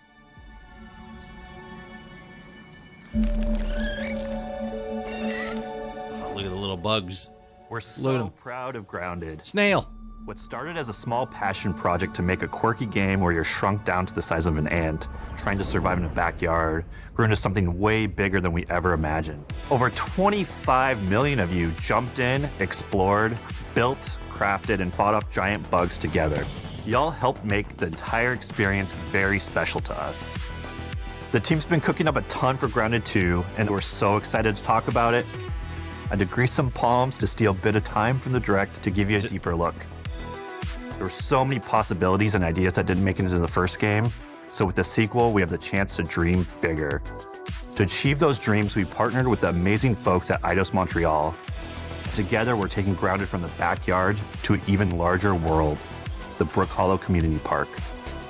I'm into it. When we started working on Grounded 2, we knew that we wanted to make a bigger world. Fortunately for us, Was Grounded good? It was. I was actually in the they have a lot of because they had like a really generous open beta, I think, or open alpha. So when it originally dropped, there was a lot of parts that were there was a lot of parts of the map that were pretty bland and pretty empty. But then like slowly they added more and more stuff. Like there was a little pond that was originally just a body of water, but then they put out an update where you could actually like swim in the pond, but then there was a giant koi fish in the pond that would like eat you if it spotted you and shit. It was crazy. There was a lot of updates that were made for the game. It's been a while since I jumped in and saw a lot of it, but it was always sort of like a smaller concept game, and now with the second one, it looks like they're real like doubling up the ante, like quadruple. The events of Grounded 2 take place 2 years after the first game. The same 4 teenagers are returning. So there's Max, Hoops, Willow, and Pete. They're a couple years older, which means they've gone through a bit more high school, a bit more mature. It's 1992, the world's a little bit different, but we're still in that fun, nostalgic era of the early 1990s. In Grounded 2, we're moving the action out of the backyard and into the Brook Hollow Community Park. Not only is it bigger, it allows us to seem good, a little grindy, and enemies seemed a little spongy. Yeah, it was very survival game. It was definitely a survival game, survival building. The park overall is about 3 times the size of the backyard, and our initial starting area is actually the same size as the entire backyard from the first Grounded.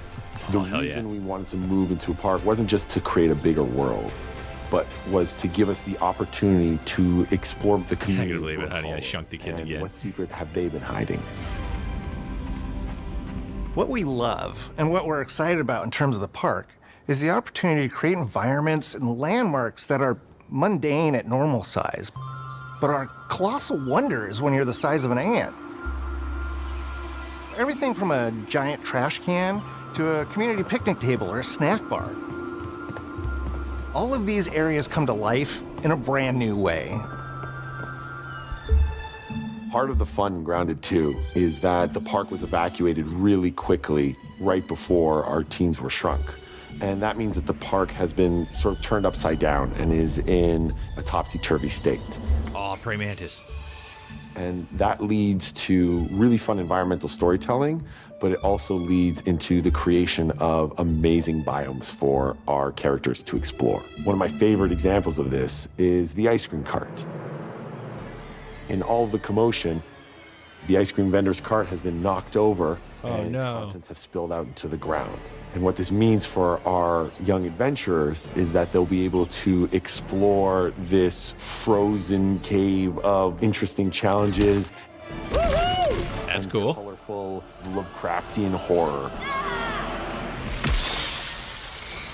We have one anthill that's actually somebody decided to bury a bunch of toxic stuff in the park. And so there's all these toxic chemicals under the ground. The environment looks very cool and very spooky with all of these sort of chemical pools. And of course, nothing can live down there except for one type Imagine of being insect. shrunk and having an apartment basically hidden within a public park. I know, right?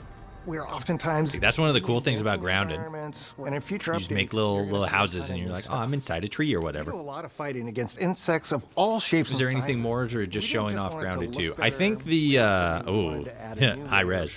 I think the rest of the showcase was just Obsidian stuff. So it was adjusting attack or defense numbers or making characters or insects move faster. it was Outer Worlds 2 and then Grounded 2. Sort of rock paper scissors strategy involving light attacks, heavy attacks, and blocking.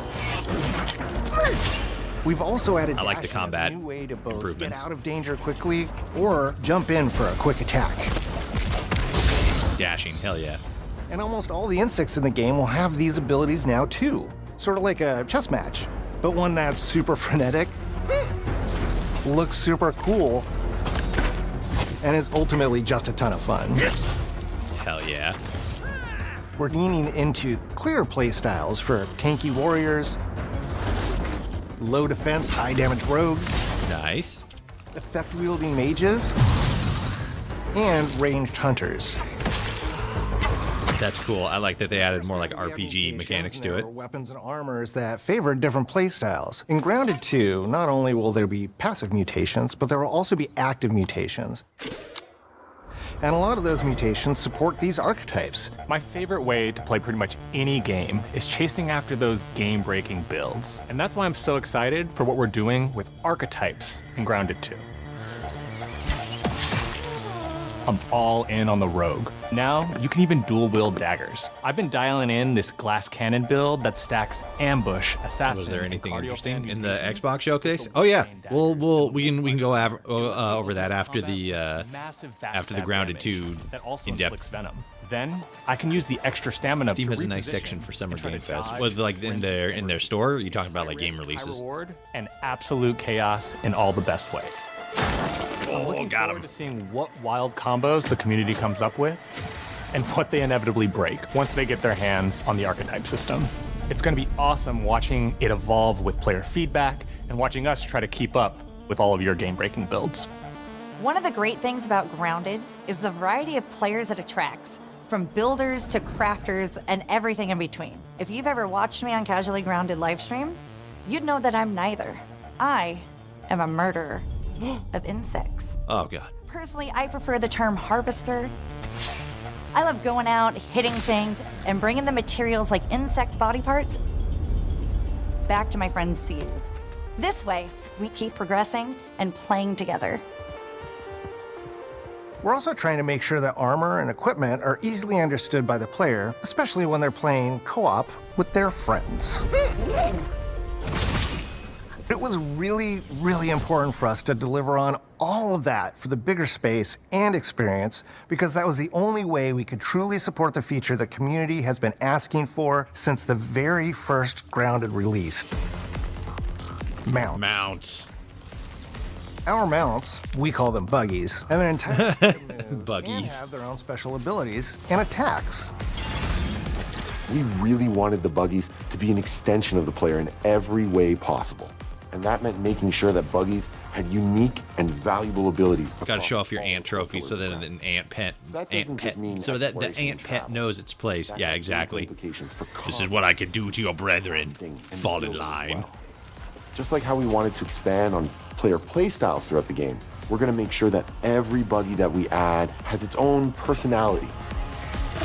This is cool. I really like this buggy system. Like the answer for like red ant workers to follow you around and help you out. If you get into combat and you don't want to fight while you're saddled on your buggy, you can jump off and they'll fight right alongside you and provide support. Oh, hell yeah. Orb Weaver buggies are a little less useful when it comes to general utility, like building a base or harvesting, but they're awesome when it comes to combat. Sure, their defenses aren't super strong, but they're heavy hitters. They're also super fast, and they have some great special abilities, like a scream that allows them to stun lesser-powered insects, and the ability to shoot webs and entangle other creatures. Slows them down. That's cool. This is so cool. Obsidian is a red ant soldier for that. But they're super fun for exploration and combat. Gosh. Red ant soldiers and Orb Weaver spiders will be available at game preview launch. There will be others in the future, but those are the two we're starting with. Obsidian is just such a creative studio. The community has with us is something we want to keep forging with the sequel as we make an even bigger game than the original. Pretty much from day one, we knew we wanted to return to game preview for Grounded 2. Sure, it comes with some trade-offs, like the game's not done and it's out to the world, but there's so much value in building it alongside the community. Buggies change how you traverse and navigate the park. What we're doing with Grounded 2 is we're actually keeping zip lines held back so we can see how players engage with buggies, and then we can tweak zip lines to bring them back over time to really complement that buggy experience and make exploring the park far more fun. That makes sense, because zip lines was something that you could build in the first one. We wanted to shape the design for Brook Hollow Park, archetypes, buggies, all of it. We also learned a lot from that first time around. One thing that stood out immediately, players blaze through our content, especially the story. That makes sense. Story, characters, world building, that's kind of Obsidian's thing. It's the flavor we bring to the survival genre. So this time, we're starting with a much bigger baseline.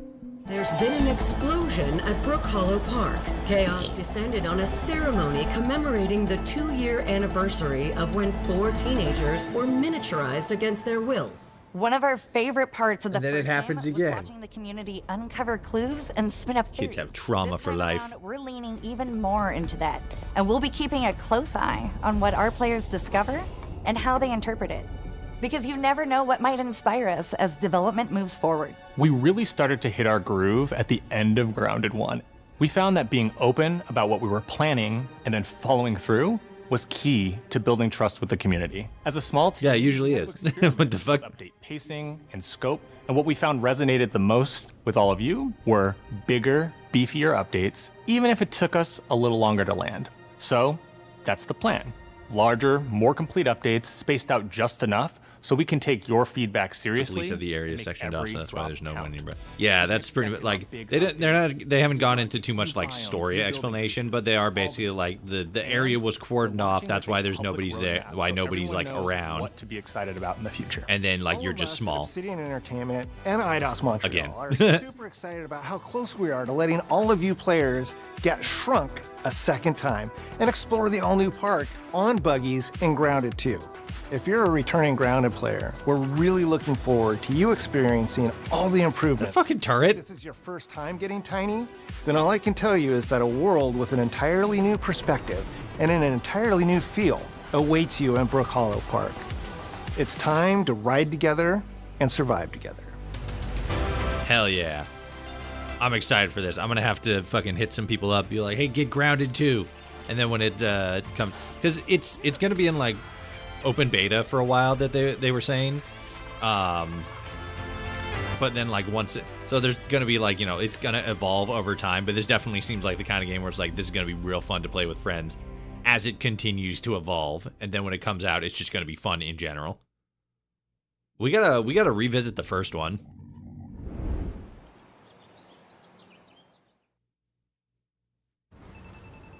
Quality versus quantity, exactly.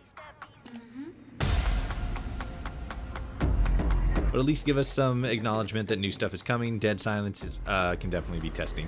I mean, yeah, it's one of those hard things for developers, I think, to really like find the right balance of, because like there was some dude who commented on that short that I made talking shit about Star Citizen last month, and he was all like, oh, so like, you know, GTA 6 doesn't have a playable beta yet. Does that mean it's a scam? And it's like, well, GTA 6 doesn't need an open beta because Rockstar is like probably one of the most well-known, well-respected video game companies in existence, and they have a track record of excellence.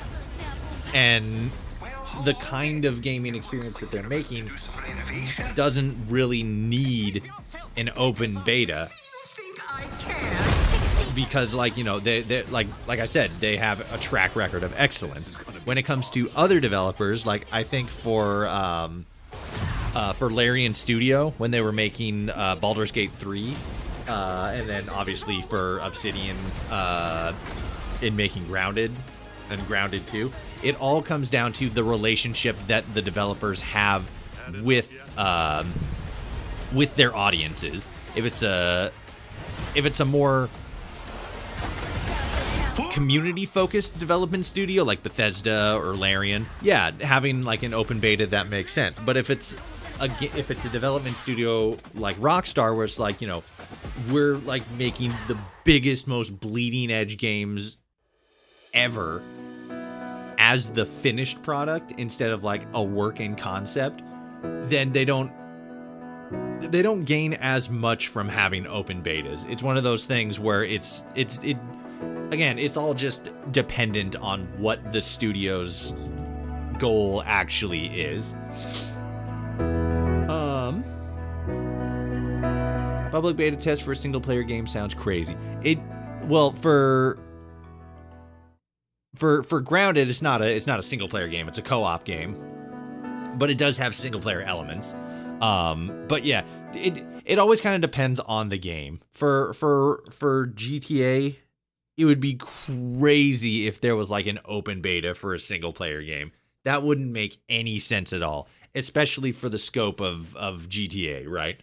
They'd probably have a whole lot of people actually playing an open beta, but it would still be like, what purpose is this serving? What is the end goal here? What are you getting out of this that you wouldn't otherwise? Filters, employee tweaks, save systems. Is this the thing that adds the?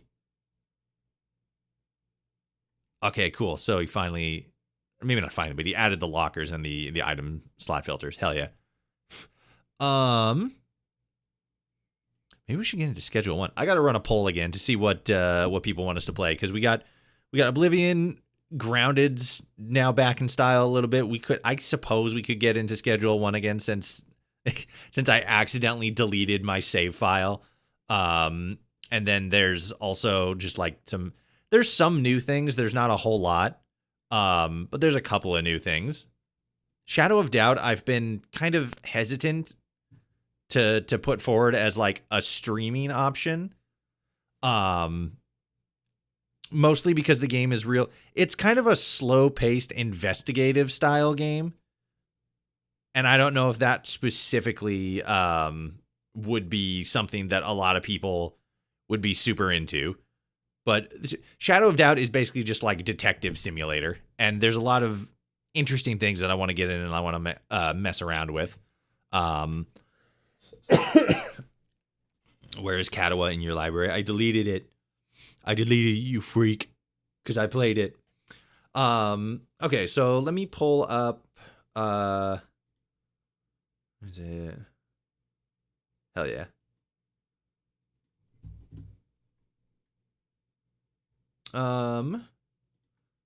Let me grab the tab that has. Here we go.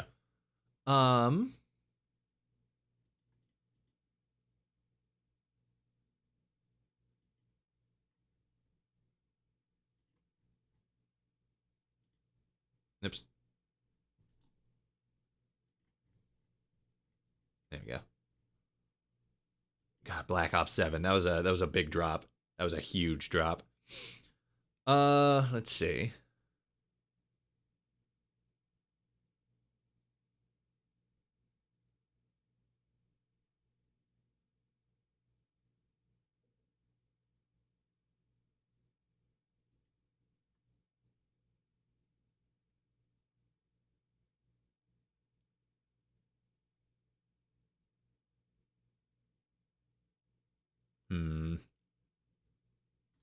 Weird.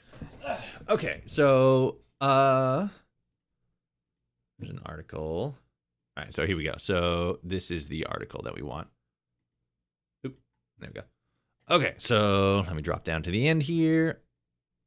So there was a new trailer for Gears of War E-Day, which started a little bit before the Xbox showcase. What's that? Okay, so that's that. That's the countdown. They started off with an opening trailer for The Outer Worlds 2. I'm a little curious to get your opinion on something. Hit me. So yeah, they started with The Outer Worlds 2. Then they showed a trailer for High on Life 2.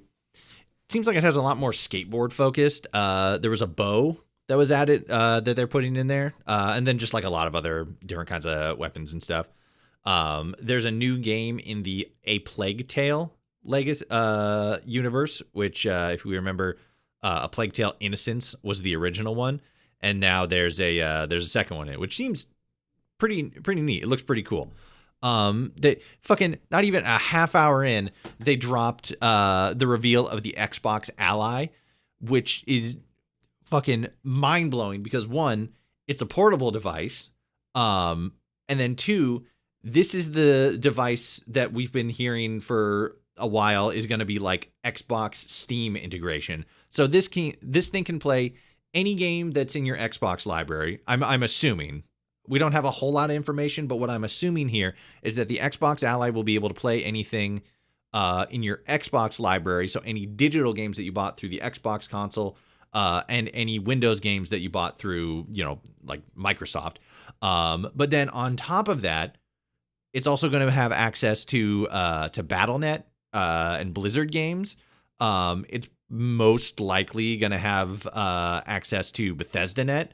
And then the biggest thing, it's going to have access to Steam. So this is the Xbox console that has Steam integration, and it's a portable handheld.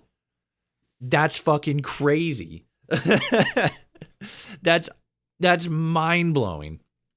Because not only is the console that you're going to be able to play,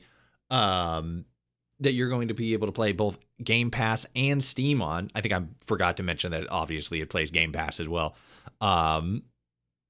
The console that you're going to be able to play Xbox games, Game Pass, and Steam on is a handheld.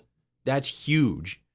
Sterno, when this thing was revealed, Sterno said that the only thing that Steam Deck has on it, which I think, because there's a big argument when it comes to like the portable handheld stuff, whether the Nintendo Switch and the Switch 2 are still like the predominant sources of that, or whether or not the Steam Deck is the thing that, like, you know, is setting the trend.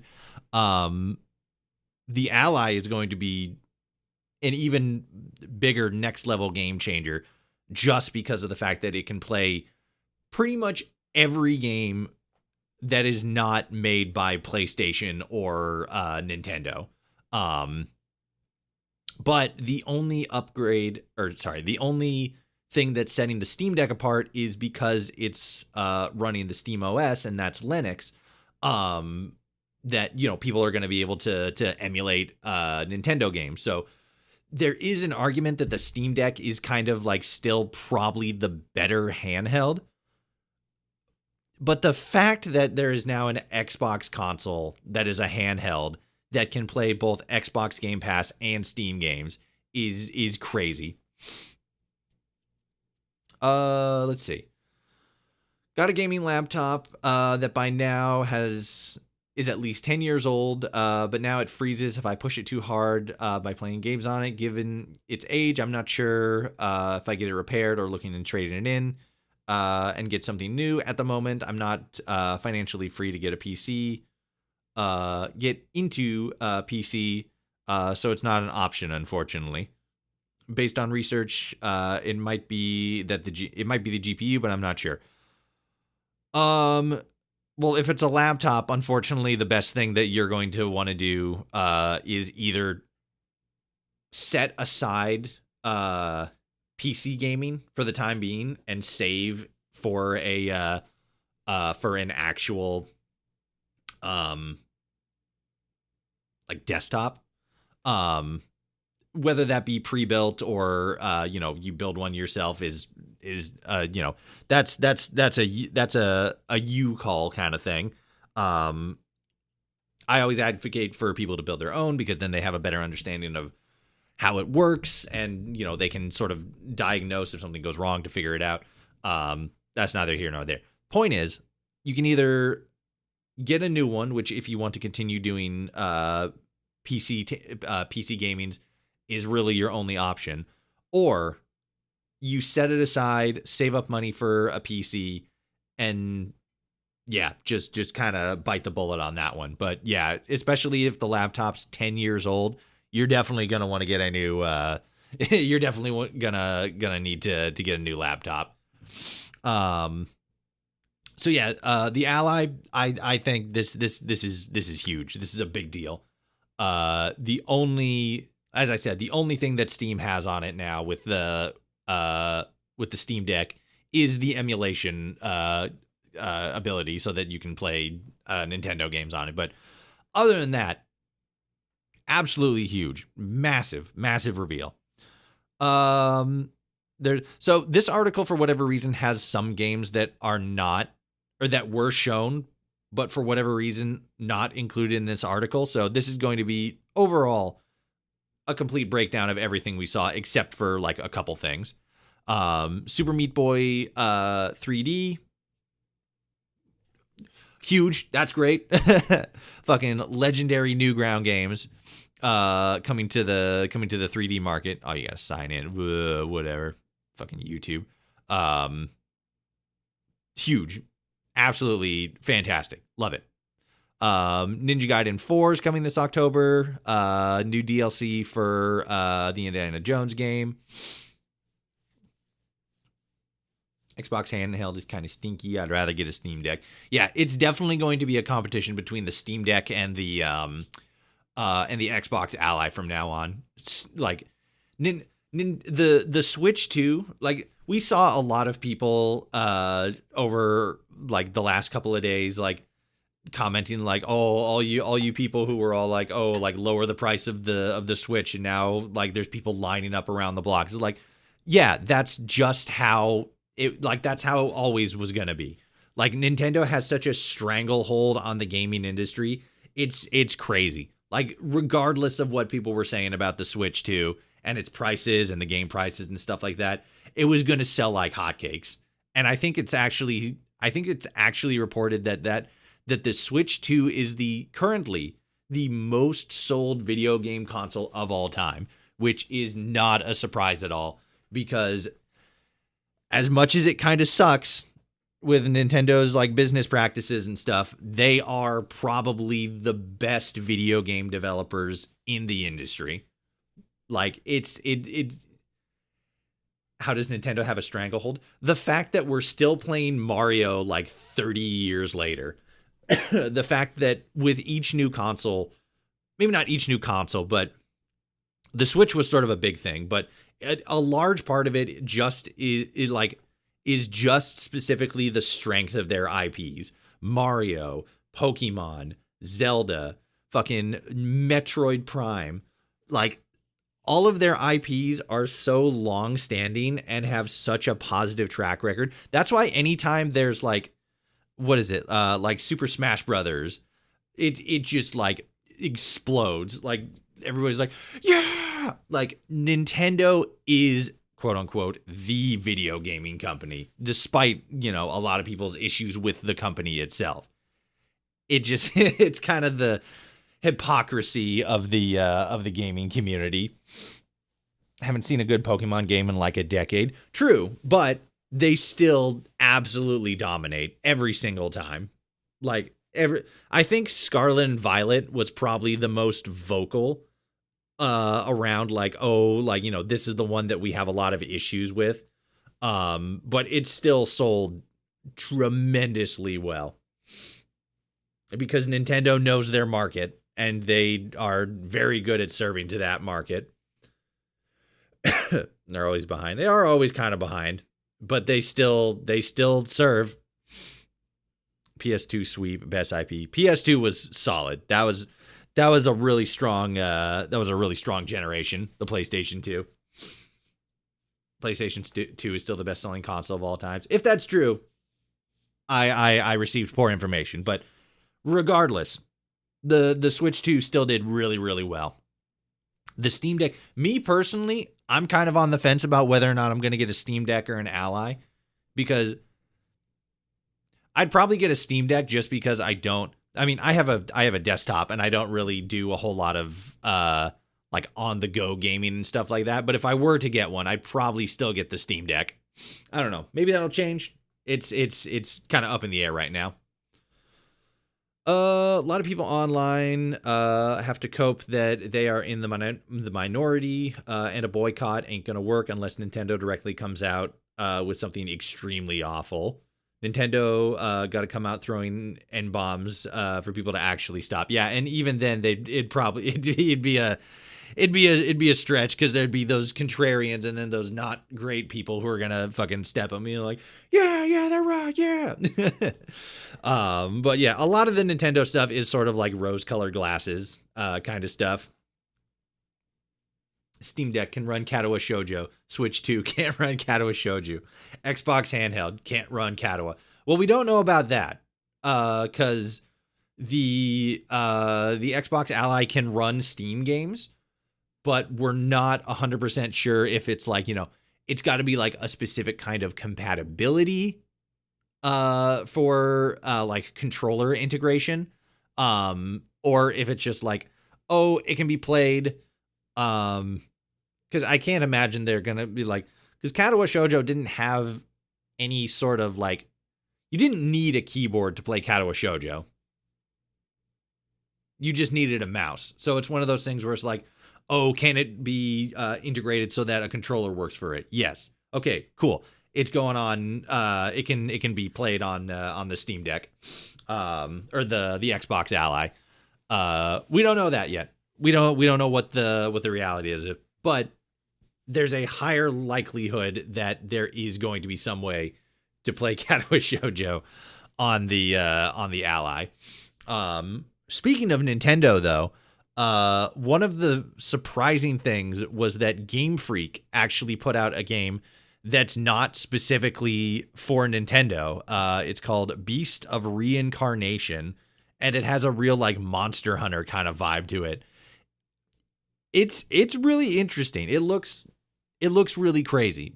Pokemon series creator Game Freak is cooking up a stunning new adventure game called Beasts of Reincarnation. The trailer at today's showcase seemed to take heavy inspiration from Japanese folklore and other catch-em-all games like Monster Hunter, but with some sci-fi elements as well. It's coming to PC and console next year. If you would please consult the chart. Katawa doesn't own the Montrist IP though. Katawa Steam. No, yeah, and that's what I'm saying. A lot of the Steam stuff, like what's actually going to be available on Steam, I think is going to come down to the people that actually put the games out, and just a cooperation with Steam, and probably like something like, hey, if you put your game up on Steam and then you make it so that it has like controller integration, we can also put this up on the Xbox Ally, and then you'll have an entirely new marketplace that you can sell to. Which, if we've learned anything from Starfield's creation system, if there's a marketplace that people can put their content out on, they're going to take advantage of that marketplace. So I wouldn't be surprised if we saw more and more games from Steam after the Xbox Ally release, obviously,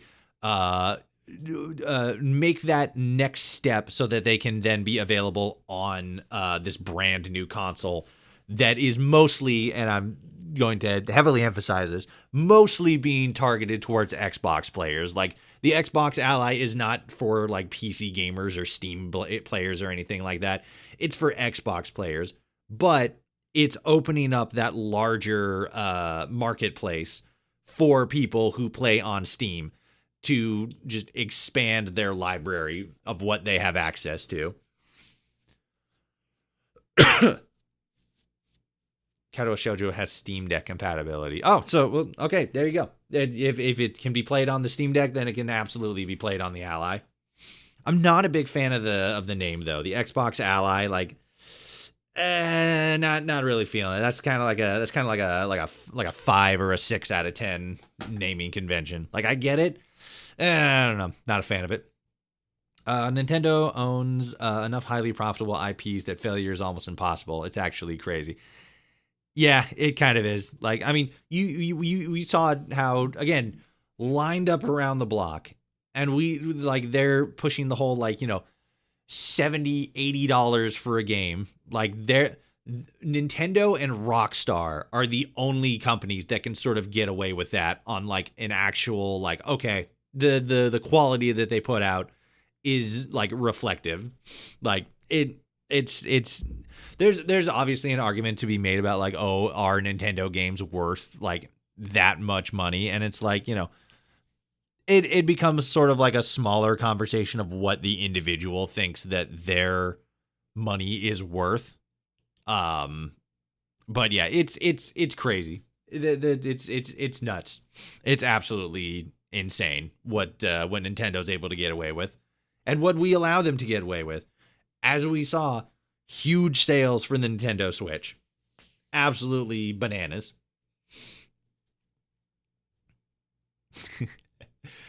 And then Grounded 2, which we just saw a whole big thing on.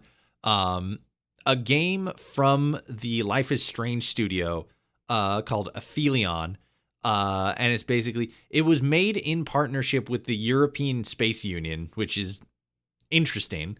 But it's basically like this lady is on this like ice planet, and a lot of the gameplay seems to be just like general like platforming, exploration kind of stuff. But then it seems like there's like a bit of a sci-fi story behind it. Oh,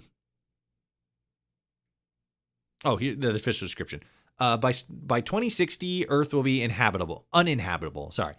The discovery of a ninth planet, Persephone, I believe, at the edges of the solar system is humanity's best hope. The European Space Agency is detaching the Hope 01 scientific mission, consisting of 2 accomplished astronauts. Ariane?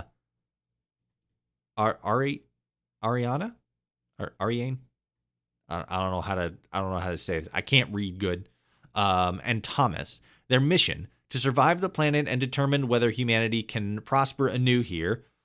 Stranded on a frozen planet, astronauts, again, must brave rugged landscapes and shifting realities to rescue her wounded partner, Thomas.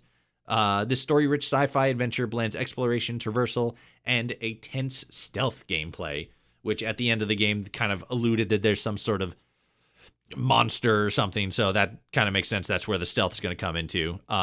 Looks kind of interesting. Definitely seems a lot more story-focused. There's the Fallout 76 Gone Fishing update, which was already released. They just did a little showcase talking about it. Tony Hawk's Pro Skater 3 and 4 Remaster coming out on July 11th. Persona 4 remakes finally happening. An Invincible game. It's a side-scroller beat-em up, so think like Tekken. I can't remember what the other was. Tekken, and then Street Fighter. That's it. I don't know why my brain dripped on that. Gears of War Reloaded, which that's a big one because it's going to be available. It's got cross-platform, so it's going to be on Xbox, PlayStation, Steam, and maybe Nintendo. I don't know off the top of my head, but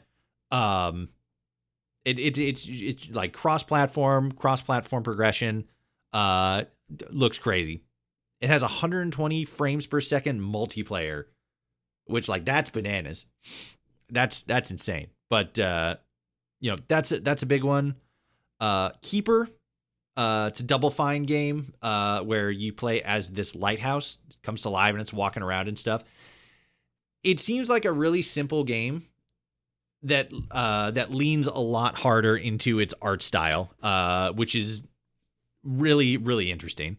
Psychonauts developer Double Fine Studios, known for their oddball games, and its latest, Keeper, seems to be continuing that tradition. You play as a sentient lighthouse. It literally sprouted legs in the trailer. Wandering around a strange Tim Burton-esque landscape of floating monsters, jeweled carvings, and small villages seemingly populated by robots. But it's a lot more like color heavy. It's not like black and white like Tim Burton's. But it's very surrealist style. It looks really interesting, at least from like an art style. And then the big one that they showed off at the end of the showcase is Black Ops 7, which seems to be leaning a bit into maybe a little bit of what is it? Sort of like more sci-fi ethereal stuff a little bit.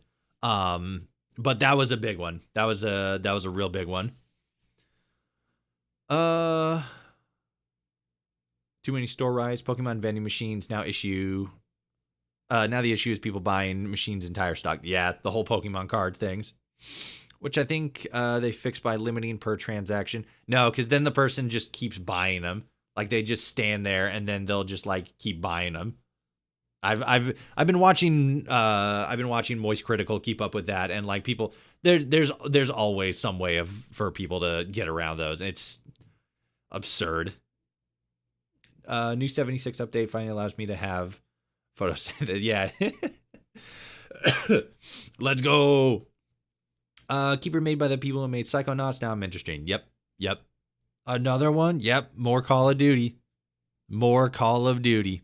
Not, which like isn't at all a surprise. But yep, more Call of Duty. It's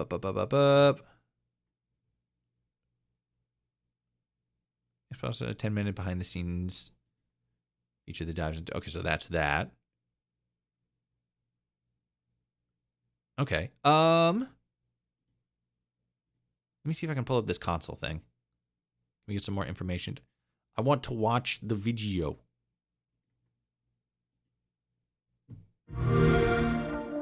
For the first time, a player is going to be able to hold the power of the Xbox experience in their hand and take it with them anywhere they want to go. This is a breakthrough moment for Xbox.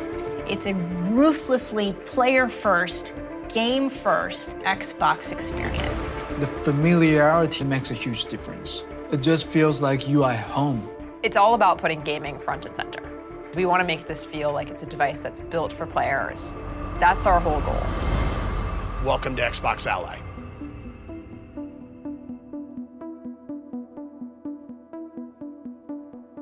COD people are basically just sports games people, to be honest. I mean, like, you're not wrong. The Xbox Ally and the Xbox Ally X.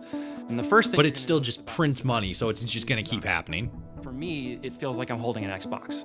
It goes back to the Xbox game controller. People have muscle memory, the shape, the way it fits in your hands, the asymmetrical thumbsticks, the ABXY. And imagine just pulling that apart and dropping in the shape, color, rich display to put the game right into your hands. That's where this project started, bringing the Xbox experience into a handheld category. The color of the buttons, that familiar ergonomic gamepad feel, the ability to have impulse triggers, right? We have that precision Xbox controller experience, the rumble feedback and the haptics that just feels so natural. You pick it up, it looks like an Xbox, it feels like an Xbox, it plays like an Xbox. I love the screen. The screen is absolutely gorgeous. We thought about the brightness that you needed on the panel. 1080p, 120 hertz refresh rate, and VRR. It was so important to us that the experience from both the hardware and software side feel like an Xbox Give me the glass console. Yeah, you just want the shape console. Press the power button and play. No configuration necessary. I just want to play games. So let's take them to games. Let's take them straight to Xbox. Sarah Bond, Xbox. She is Xbox. She is the Xbox. Comes up on the screen and you know you're about to have a fun time. Let's bring that to handheld. Everything's coming together across the silicon. Jason Ronald, Xbox. He is Xbox. System to really deliver that Xbox first experience that players have been asking for. The full gameplay experience that you expect on a PC or a console, it's now available in your hands. The Xbox Ally is designed to be your great portable gaming companion, allowing you to bring your entire library of games with you on the go. It's just a super flexible device. It's going to give me a great balance in terms of the battery life and the performance. It also has fantastic cloud playing experiences built into it. It gives you all the performance that you seek for AAA. Okay, let's see. ROG Xbox Ally, 7-inch IPS screen, 1080p resolution, 120 hertz. AMD Ryzen Z2A APU. I don't know what an APU. Oh, it's probably like GPU, but specifically for like smaller consoles. 16 gigabytes of memory, 520 storage, 60 WHR. I'm not sure what that is. Some kind of wattage battery. Decent battery, pretty good storage size. That's a little bit interesting because I guess more so specifically because I'm thinking like it's a handheld, so I usually think like a lot of it's going to be maybe not cloud storage, but smaller. But I think a lot of that is coming from my Switch experience.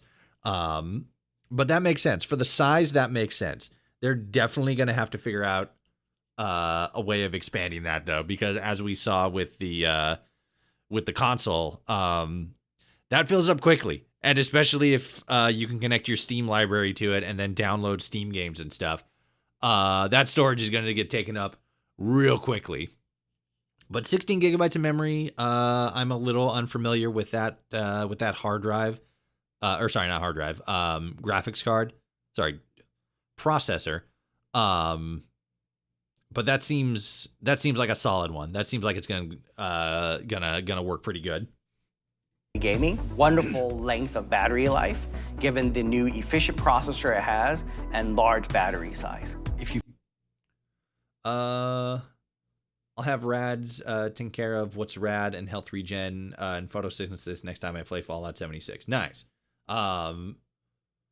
Yeah, like maximum what's rad, and then there was another one. I don't have. You're running kind of part of. That part of your build is similar to a part of my build, but I'm not running photosynthesis. I'm running something else. I can't remember what it is though. Is it photosynthesis? I don't think it is. That the 1K price tag hit me like a bag of nickels to the temple. Is that how much it is? Is it going to be 1K?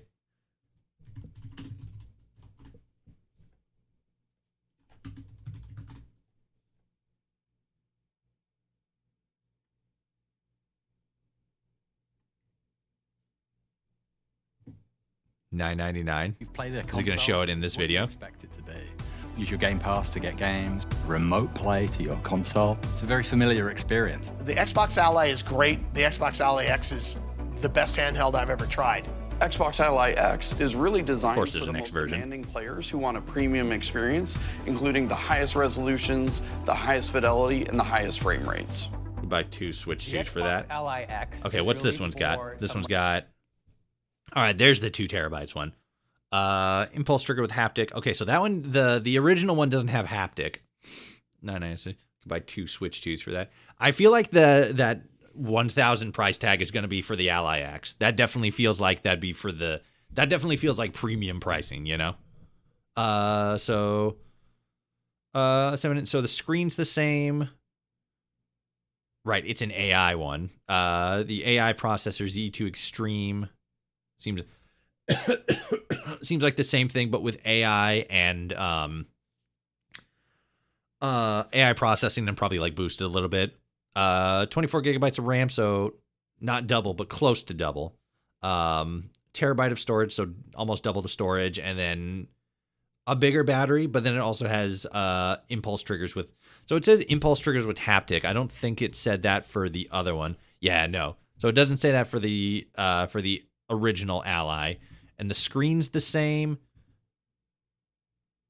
So I guess the biggest thing about this one is the processor's a little bit better, the battery's slightly better, and then the storage is bigger, obviously. The biggest one for this one, I think, is just the storage, because I feel like it is mostly like just the storage and the processing. The screen's the same size, same resolution, all that. Battery size, it's better, but like that's not going to make... Battery size with handheld stuff is only just... The only difference it makes is how far between chargings you go. Plus how much you're playing. If you're playing on your handheld multiple hours a day, yeah, the charging thing's probably going to make the battery size is probably going to make a bit of a difference. But it's not going to be a huge deal. The biggest deal for this, I think more so than anything else, is going to be the storage space thing. Because, like, again, I'm a bit unfamiliar with these APUs specifically, but I feel as if the other one is going to run about as good as like their modern consoles. So this is just going to be that like next level upgrade for some of the more intense Steam games, I would imagine. But yeah, that's the storage thing is definitely the big takeaway with the X, the Ally X. Seeking that next level of gaming. This is your absolute behemoth. All the bells and whistles. Plus, because like it says like it has, you know, the impulse triggers with haptics. It's like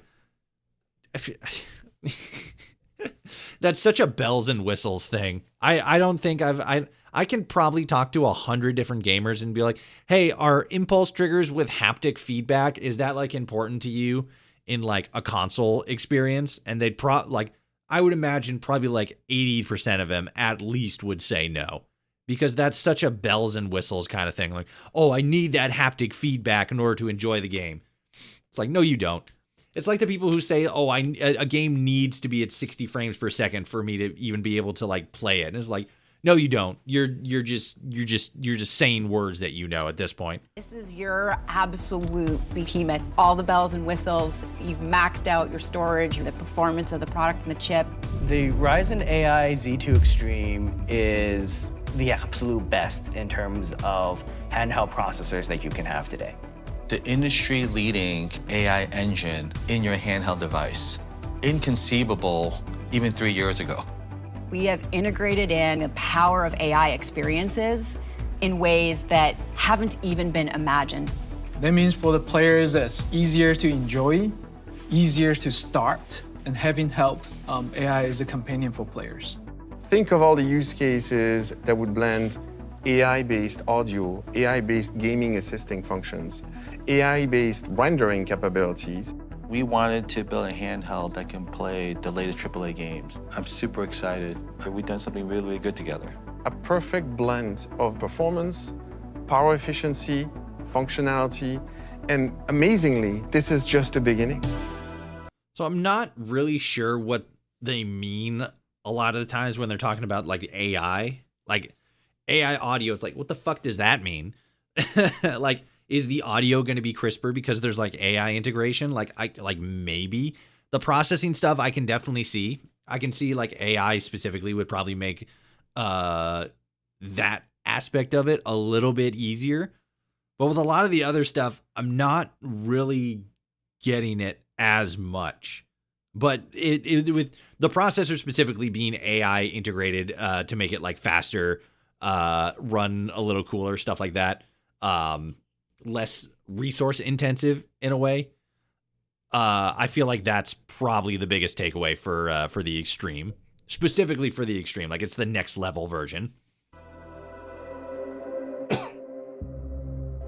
What do we call this? I call it the pizza box. It was called the cardboard unit, is what they meant us. This was from Asus. This is the very beginning stages of what would become Xbox Ally and the Xbox Ally X. When we started prototyping, there were a lot of naysayers internally saying that, hey, look, Asus, you don't have game content.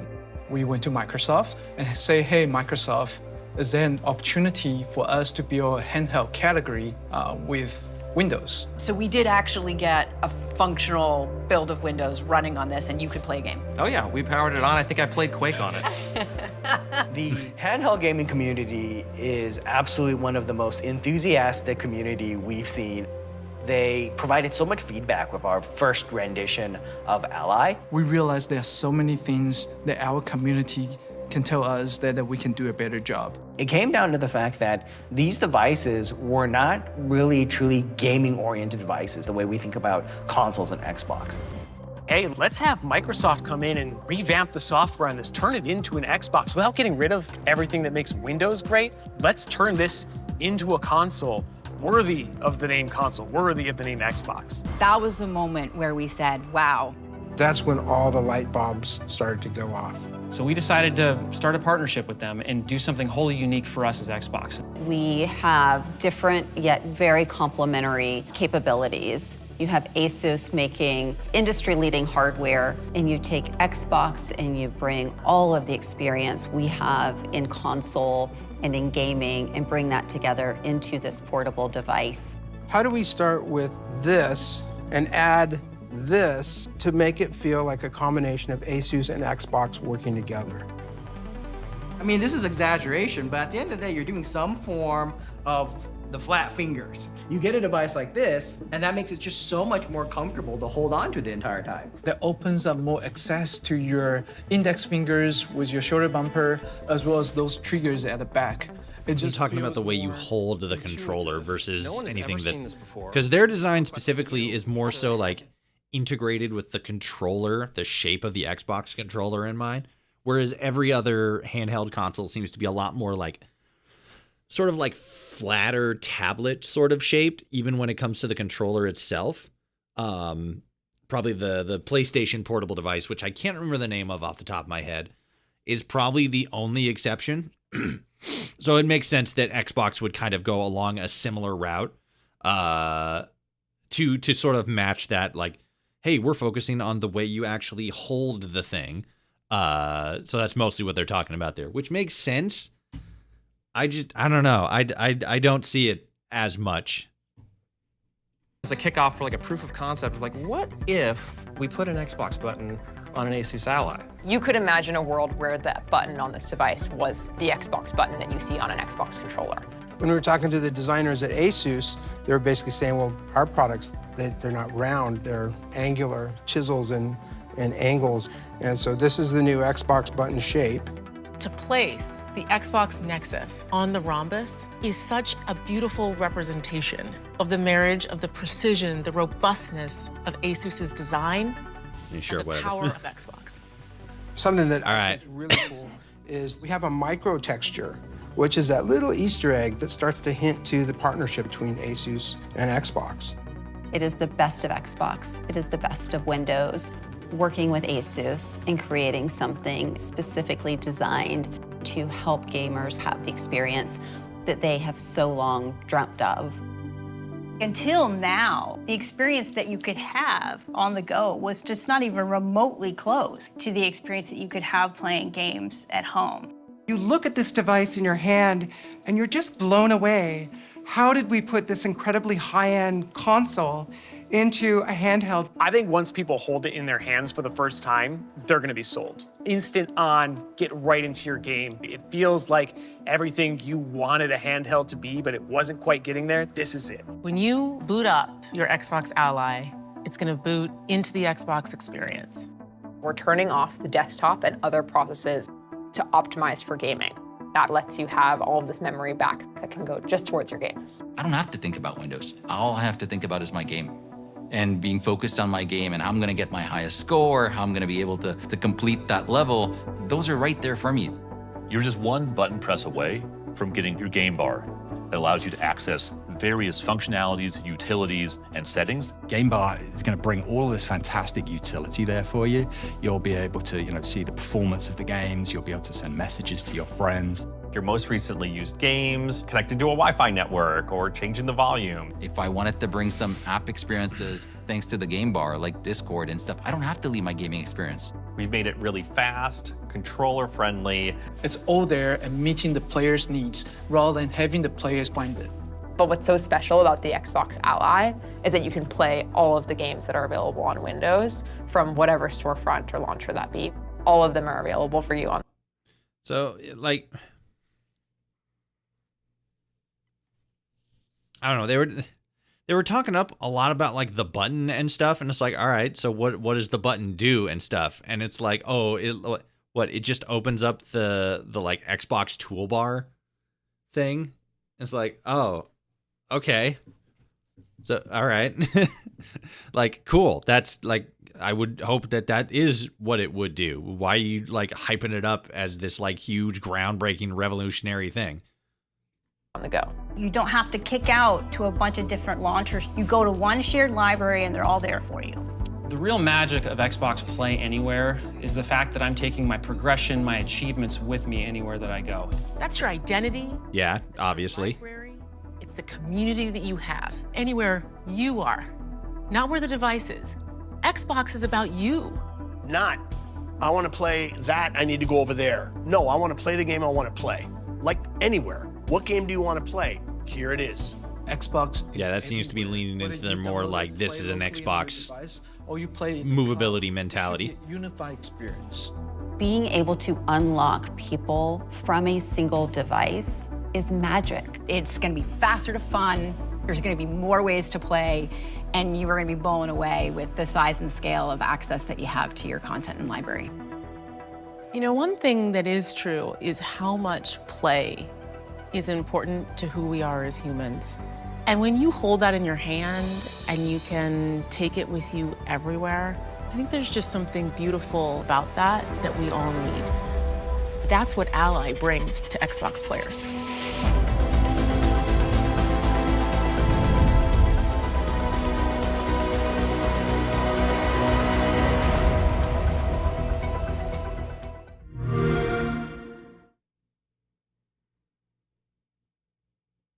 They didn't show a price tag there, did they? No, yeah. It says holiday 2025, but it doesn't show like an actual price tag. But I wouldn't be 100% surprised if they did have a if they did do like a bigger like cost thing like that, because Portwolf in the Twitch chat said that the price tag was like $1,000. Something like that. And again, I would imagine that specifically would be for the Ally X, and the regular Ally would be a little bit less expensive. But I still, with all the like technology, they're hyping it up and everything. The technology, but then also the library access. Like access to Steam, and then the whole like AI boosted stuff. Oh no, excuse me, sorry. The AI element is specifically for the Ally X. The regular Ally doesn't have the AI boosted thing. Yeah, okay. Yeah. Wouldn't be surprised if this was like $1,000, the X. The regular one though, I could probably see that being a little bit closer to like a standard priced Xbox. because normally they have like the like, well, I don't know. Xbox consoles are weird because they've always kind of been in like 2 or 3 different forms. There's always been like, the lower grade consumer one and then like the higher grade professional one. And it definitely seems like the regular Ally is more so that consumer grade level, and then the X is that like higher grade level. So again, I wouldn't be 100% surprised if I saw $1,000 attached to the X, but like a lower price tag, like maybe $500-$600 for the regular Ally. For a handheld though, that is kind of expensive. Because like you said, you get like 2 Switches for the price of one of them. And again, I think that is going to be the X, but like still, that's a lot. That's a whole hell of a lot. So there was that, and then there was a couple of other games that were shown off that weren't on this like listicle here. The first big one that I noticed, or that was like, shown off real early, was Clockwork Revolution, which let me open up the Steam here. Let me add it to Steam. It's made by InXile Studios, which are the same people that made Wasteland 3 and a bunch of other games, but specifically the Wasteland series. But now they have Clockwork Revolution, which is a steampunk-focused style game, but it has like some time manipulation elements to it, like we saw in One Shot. The player character. There's also a lot of weapon customization stuff too. Yeah, like you can change up different parts of your weapons and stuff like that, which is pretty cool. But there was, I think it might have actually been this scene actually. Your player character went by, like killed these guys. In the process of like wrecking shit, you can kind of see like there's a stack of bricks right here. Let me actually pull. Can you see that? Yeah. There's like a stack of bricks back here. In the process of the fight, that stack of bricks crumbled, and then the character used some sort of time power to rebuild that stack and then hide behind it as another enemy was up here shooting down at them. So kind of interesting. And there were like different, like more time element stuff, like the background of the city, the cityscape changed here depending on like specific timelines and stuff. Embark on a grand adventure in the steampunk metropolis of Avalon, wielding an incredible invention that allows you to travel into the past and influence key events, altering the course of history. So yeah, a lot of like time-focused manipulation kind of stuff. It seemed really interesting. Definitely something to keep your eyes open for and check out, because again, InXile, they make great games. Wasteland 3 was amazing. Way big fan. So there was that, and then what was the other one? Oh yeah. Let me see here actually. Let's see if I can find.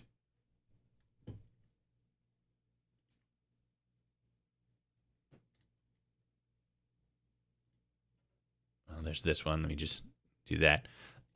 So this is Animo. This is actually spelled wrong. Apparently there's 2 I's. It's ANIIMO. And it's a Pokemon style game. I have an article here open up that I can read. Let's see. Creature collecting ARPG. Currently in development by Popper Studio, similar to Pokemon's Nintendo system. Animo is set in a world where players collect magical creatures, and it'll be free to play when it launches for PC, Xbox Series X, and mobile devices in 2026. The big gameplay hook is Animo is the twinning gameplay mechanic, which allows players to unlock more abilities for their Animo. Popper Studio says that the game takes place in an open world of Ideally, a land full of uncharted landscapes and ancient mysteries. I'm not 100% sure what they mean by twinning gameplay mechanic. Like every other player, the Animo team has always believed that one day there will be a game that exists that makes all of our dreams come true. Instead of waiting any longer, we created it ourselves. You're discovering more about Animo's personality, their interactions, their stories, and their environment. The world of Animo is not really... So I'm still not 100% sure what they mean by twinning gameplay mechanic.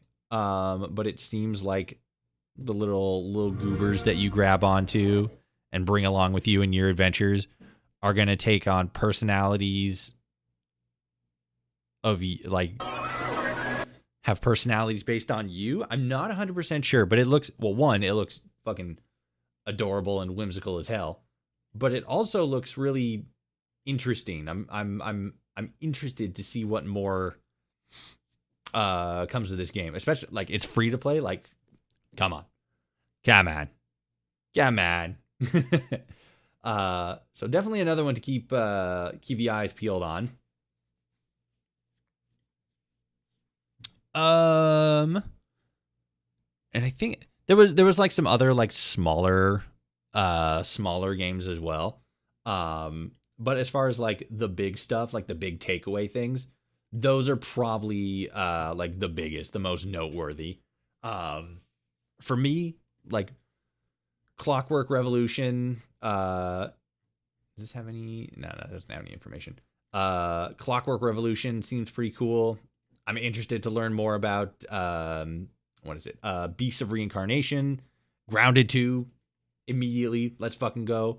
Animo looks interesting. Gears of War 2 Reloaded, that looks pretty cool. Keeper, that lighthouse one, that seems like it might be kind of neat. And then more about the Ally. Like, I'm most likely not going to be getting the Ally myself, but it looks interesting. It looks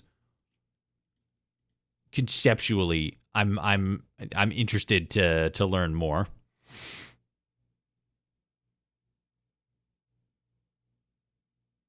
The definitive console. Guess I'll buy this instead of the Switch too. Yeah.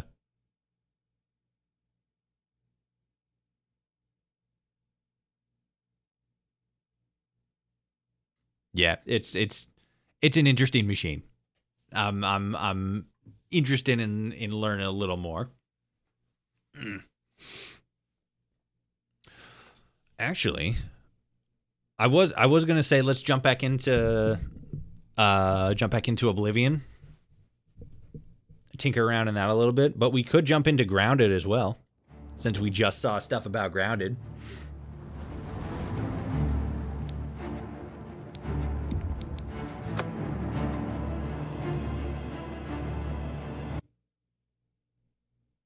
What was I gonna do in Oblivion? I think we were gonna go to. There was like a new town we were going to go to. I can't remember what it was called.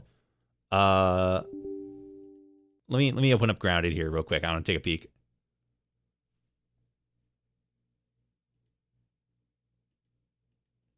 Because again, it's been a while since I played it, and I can't remember. I mean, obviously it's in like its full proper release now, but I can't remember a lot of the like new stuff. The bees, that was a big one. The koi fish, but that was years ago. What else was there? I think the story stuff updated a little bit. Like there were some more story elements to it. Because before there was like it was there. There were like little bits of story stuff that you could discover, but it was never like super. Oh yes. Oh wait, no, I don't want to do that. Yes. What was the last time? January? That was an autosave. Yeah, so that was an autosave too. Logout save, yeah. The last time I was like full on seriously playing this was fucking 2020. Wow. It has been a while. But yeah, this game had a lot of character to it. It had that whole like late 80s, early 90s sort of vibe to it. The world is just really like my shirt. It's just a really fun little game. Like, it's not trying to be anything like huge. It's just a fun little survival game, and that's it. Getting in and looking at it again, it does seem a lot more, maybe not primitive, but a lot more.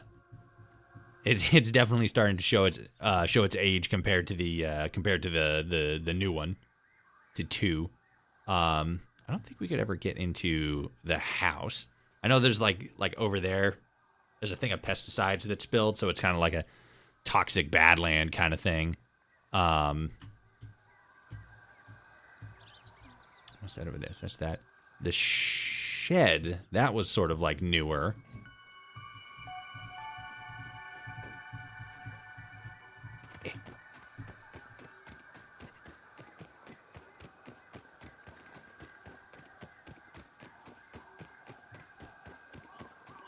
I don't remember.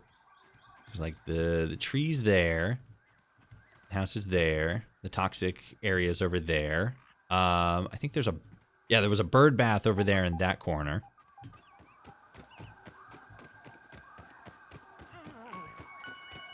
Aw, that guy's got allergies. You got allergies. Shit. Yeah. I'm trapped! Stop screaming about it, first of all. Uh-oh. Shit. Oh, wait, do I punch it to get out of it? Ow. Well. I died. Alright, let's try that again. So, let's see, where was it? Oh yeah, that's where I died. Let's get the oak tree explosion. Oh, this is like right at the start of the game. Let me open one of the older saves. If this one even opens.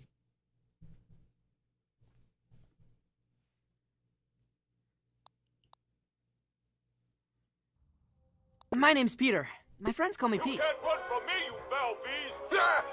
You think you outsmarted me? The mighty Moldork? I don't... Moldork. Stay tuned for what happens next on Yoked Girth. Now a word from our sponsor. I think this is just the intro.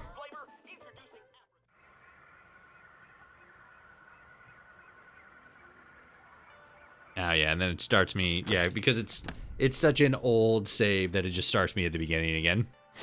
That makes sense. Yeah, we might have to do a playthrough of this. Oh, Pete.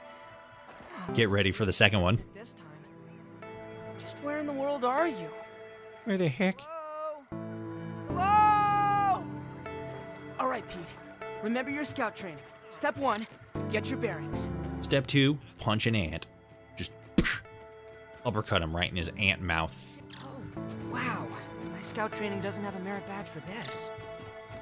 All right, let's see. Whoops.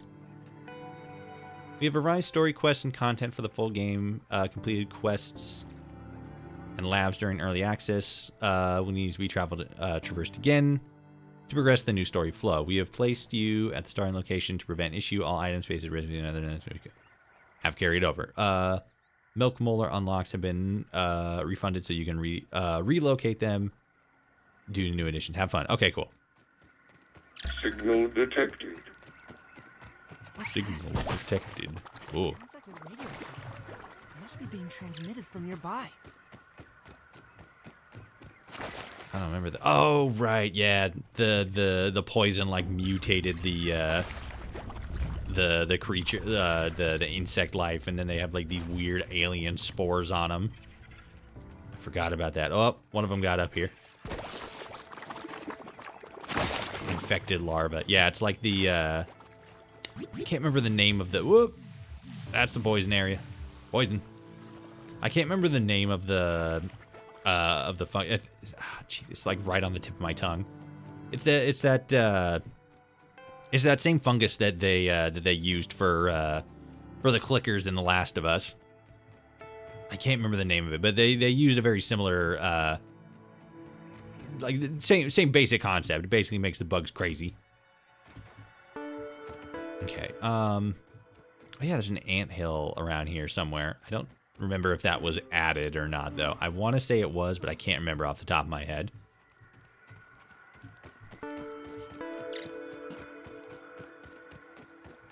Hit. Hit. Hey, a common example of the. It's getting quite late. I should construct some shelter and get some sleep. Shut up, Pete. Oh, God. Stink beetle. Oh, no, bombardier beetle. That's right, that's right. He's bad. He wants to murder me. Ooh, orb weaver. Oh, God, another orb weaver. Shit, fuck you, fuck you. Oh, God. Up. Fuck you. Oh, my God, I escaped. Up. Oh, ah, damn. I want to try to get to the... I want to try to get over to the shack over there, but I don't think I'm going to be able to do it. I'm too low level since we're right back at the beginning of the game.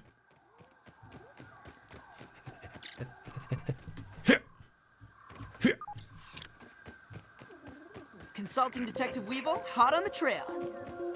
He's got a nose for the truth. Does he? Or is he just evil? Oh, snail shell, but no snail. Fuck. Goddamn spiders. Yeah, this game was real fun back when it was first popping off in the closed beta and not closed beta, open beta. Hit.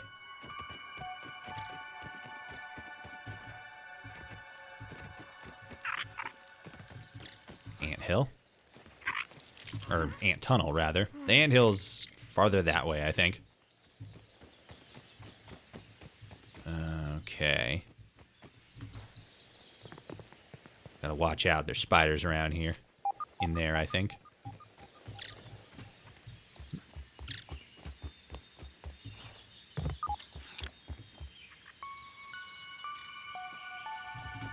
Oh, shit. Eh. Alright, so there's the shack. I think maybe there's a way to get up there.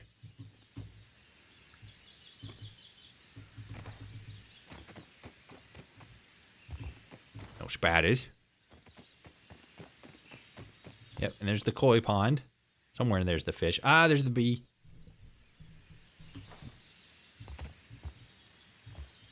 Can we get up there?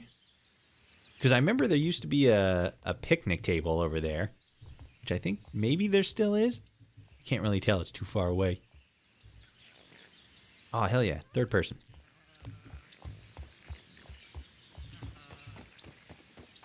Man, it's crazy looking back at this game and comparing all of what it once was to all of what it is now. Fuck. Or Weaver. Yeah, they added so much to this game.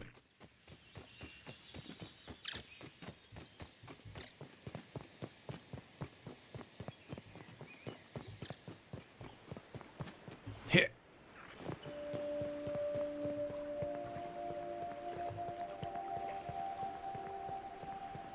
I don't think I'm going to be able to get up there, but I want to give it a try. If I can.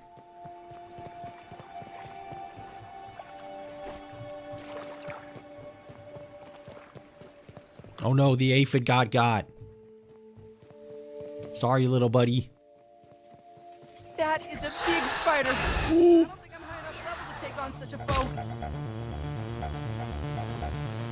Don't look back. Just keep running. Fuck you, stupid. Dumbass bug. Yeah, the fucking Etch-a-Sketch thing is still there. The spooky, haunted Etch-a-Sketch.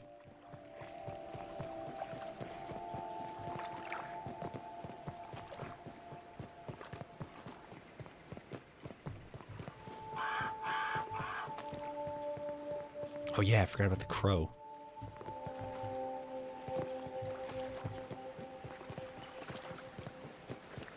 Frankenline.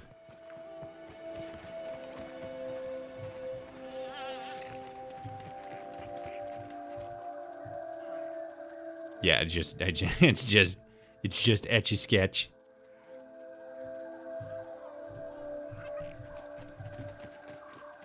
I wonder if anybody ever made like something crazy on here, because there's some crazy Etch-a-Sketch artists.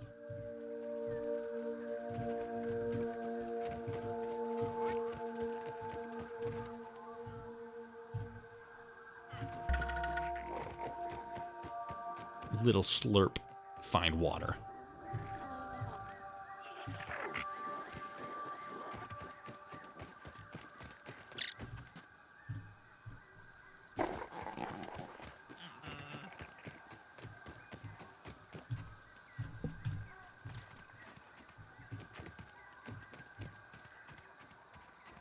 Man, that'd be wild.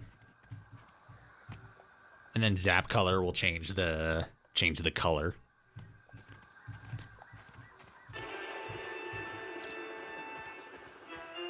And then I've lobotomized him. So now there's nothing inside his brain. Yeah, taking a look here. I don't think there is going to be a way to get up to the shed. Oops. Is there an option for full screen? Yes.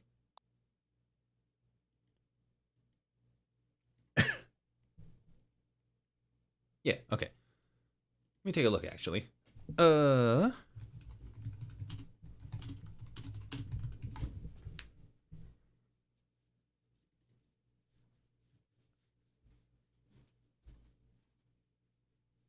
there is a way to get up there. Travel north on its large stone path until you come across a rock wall that separates the shed surroundings from the main grassland biome. Once you do, move east until you spot a break in the wall, then you can reach by climbing a nearby branch. Interesting. Let's see. Which way's north? I don't have a compass. And the sun's too high in the sky. I can't really see any sort of like breaks over there. And I feel like it's over here because this is the lower section of the wall. At the same time, I feel like there's maybe over there. I don't know. I can't remember. It's such a big world for me, little Petey.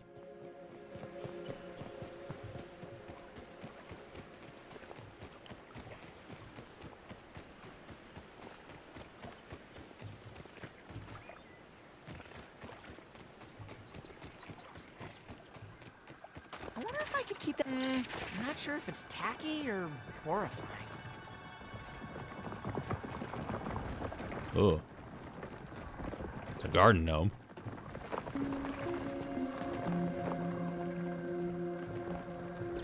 The Tullies. Let's get a look-see here. Definitely horrifying. Especially with his disgusting, bugging eyeballs. What the fuck? Ooh. Oh, it's supposed to be like a little firefly bug or something. Oh, yeah, there it is. This looks like it might be the way to get up. At least up here. Oh, yeah, the picnic bench is there. Ah, there's stuff up there.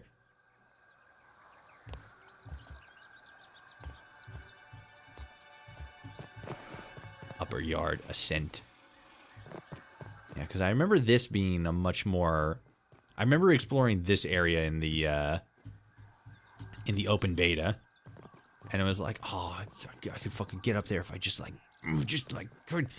a little bit more. But I never could. Damn it.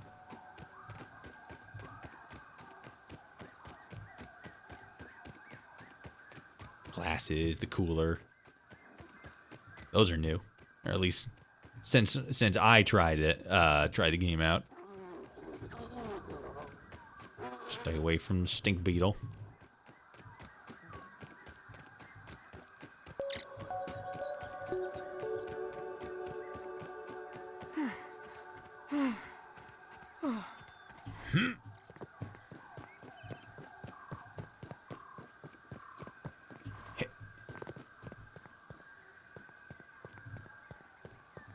Yeah, I feel like I could probably, maybe if I got to like that blade of grass or that blade of grass, jump to there, like that brick, but I feel like, damn. I feel like that's either kind of going to be cheesing a little bit, or it might be viable. But I think there's an actual, like, proper way to get up there. Ooh. Okay. Let me see if I can do it, actually. Trying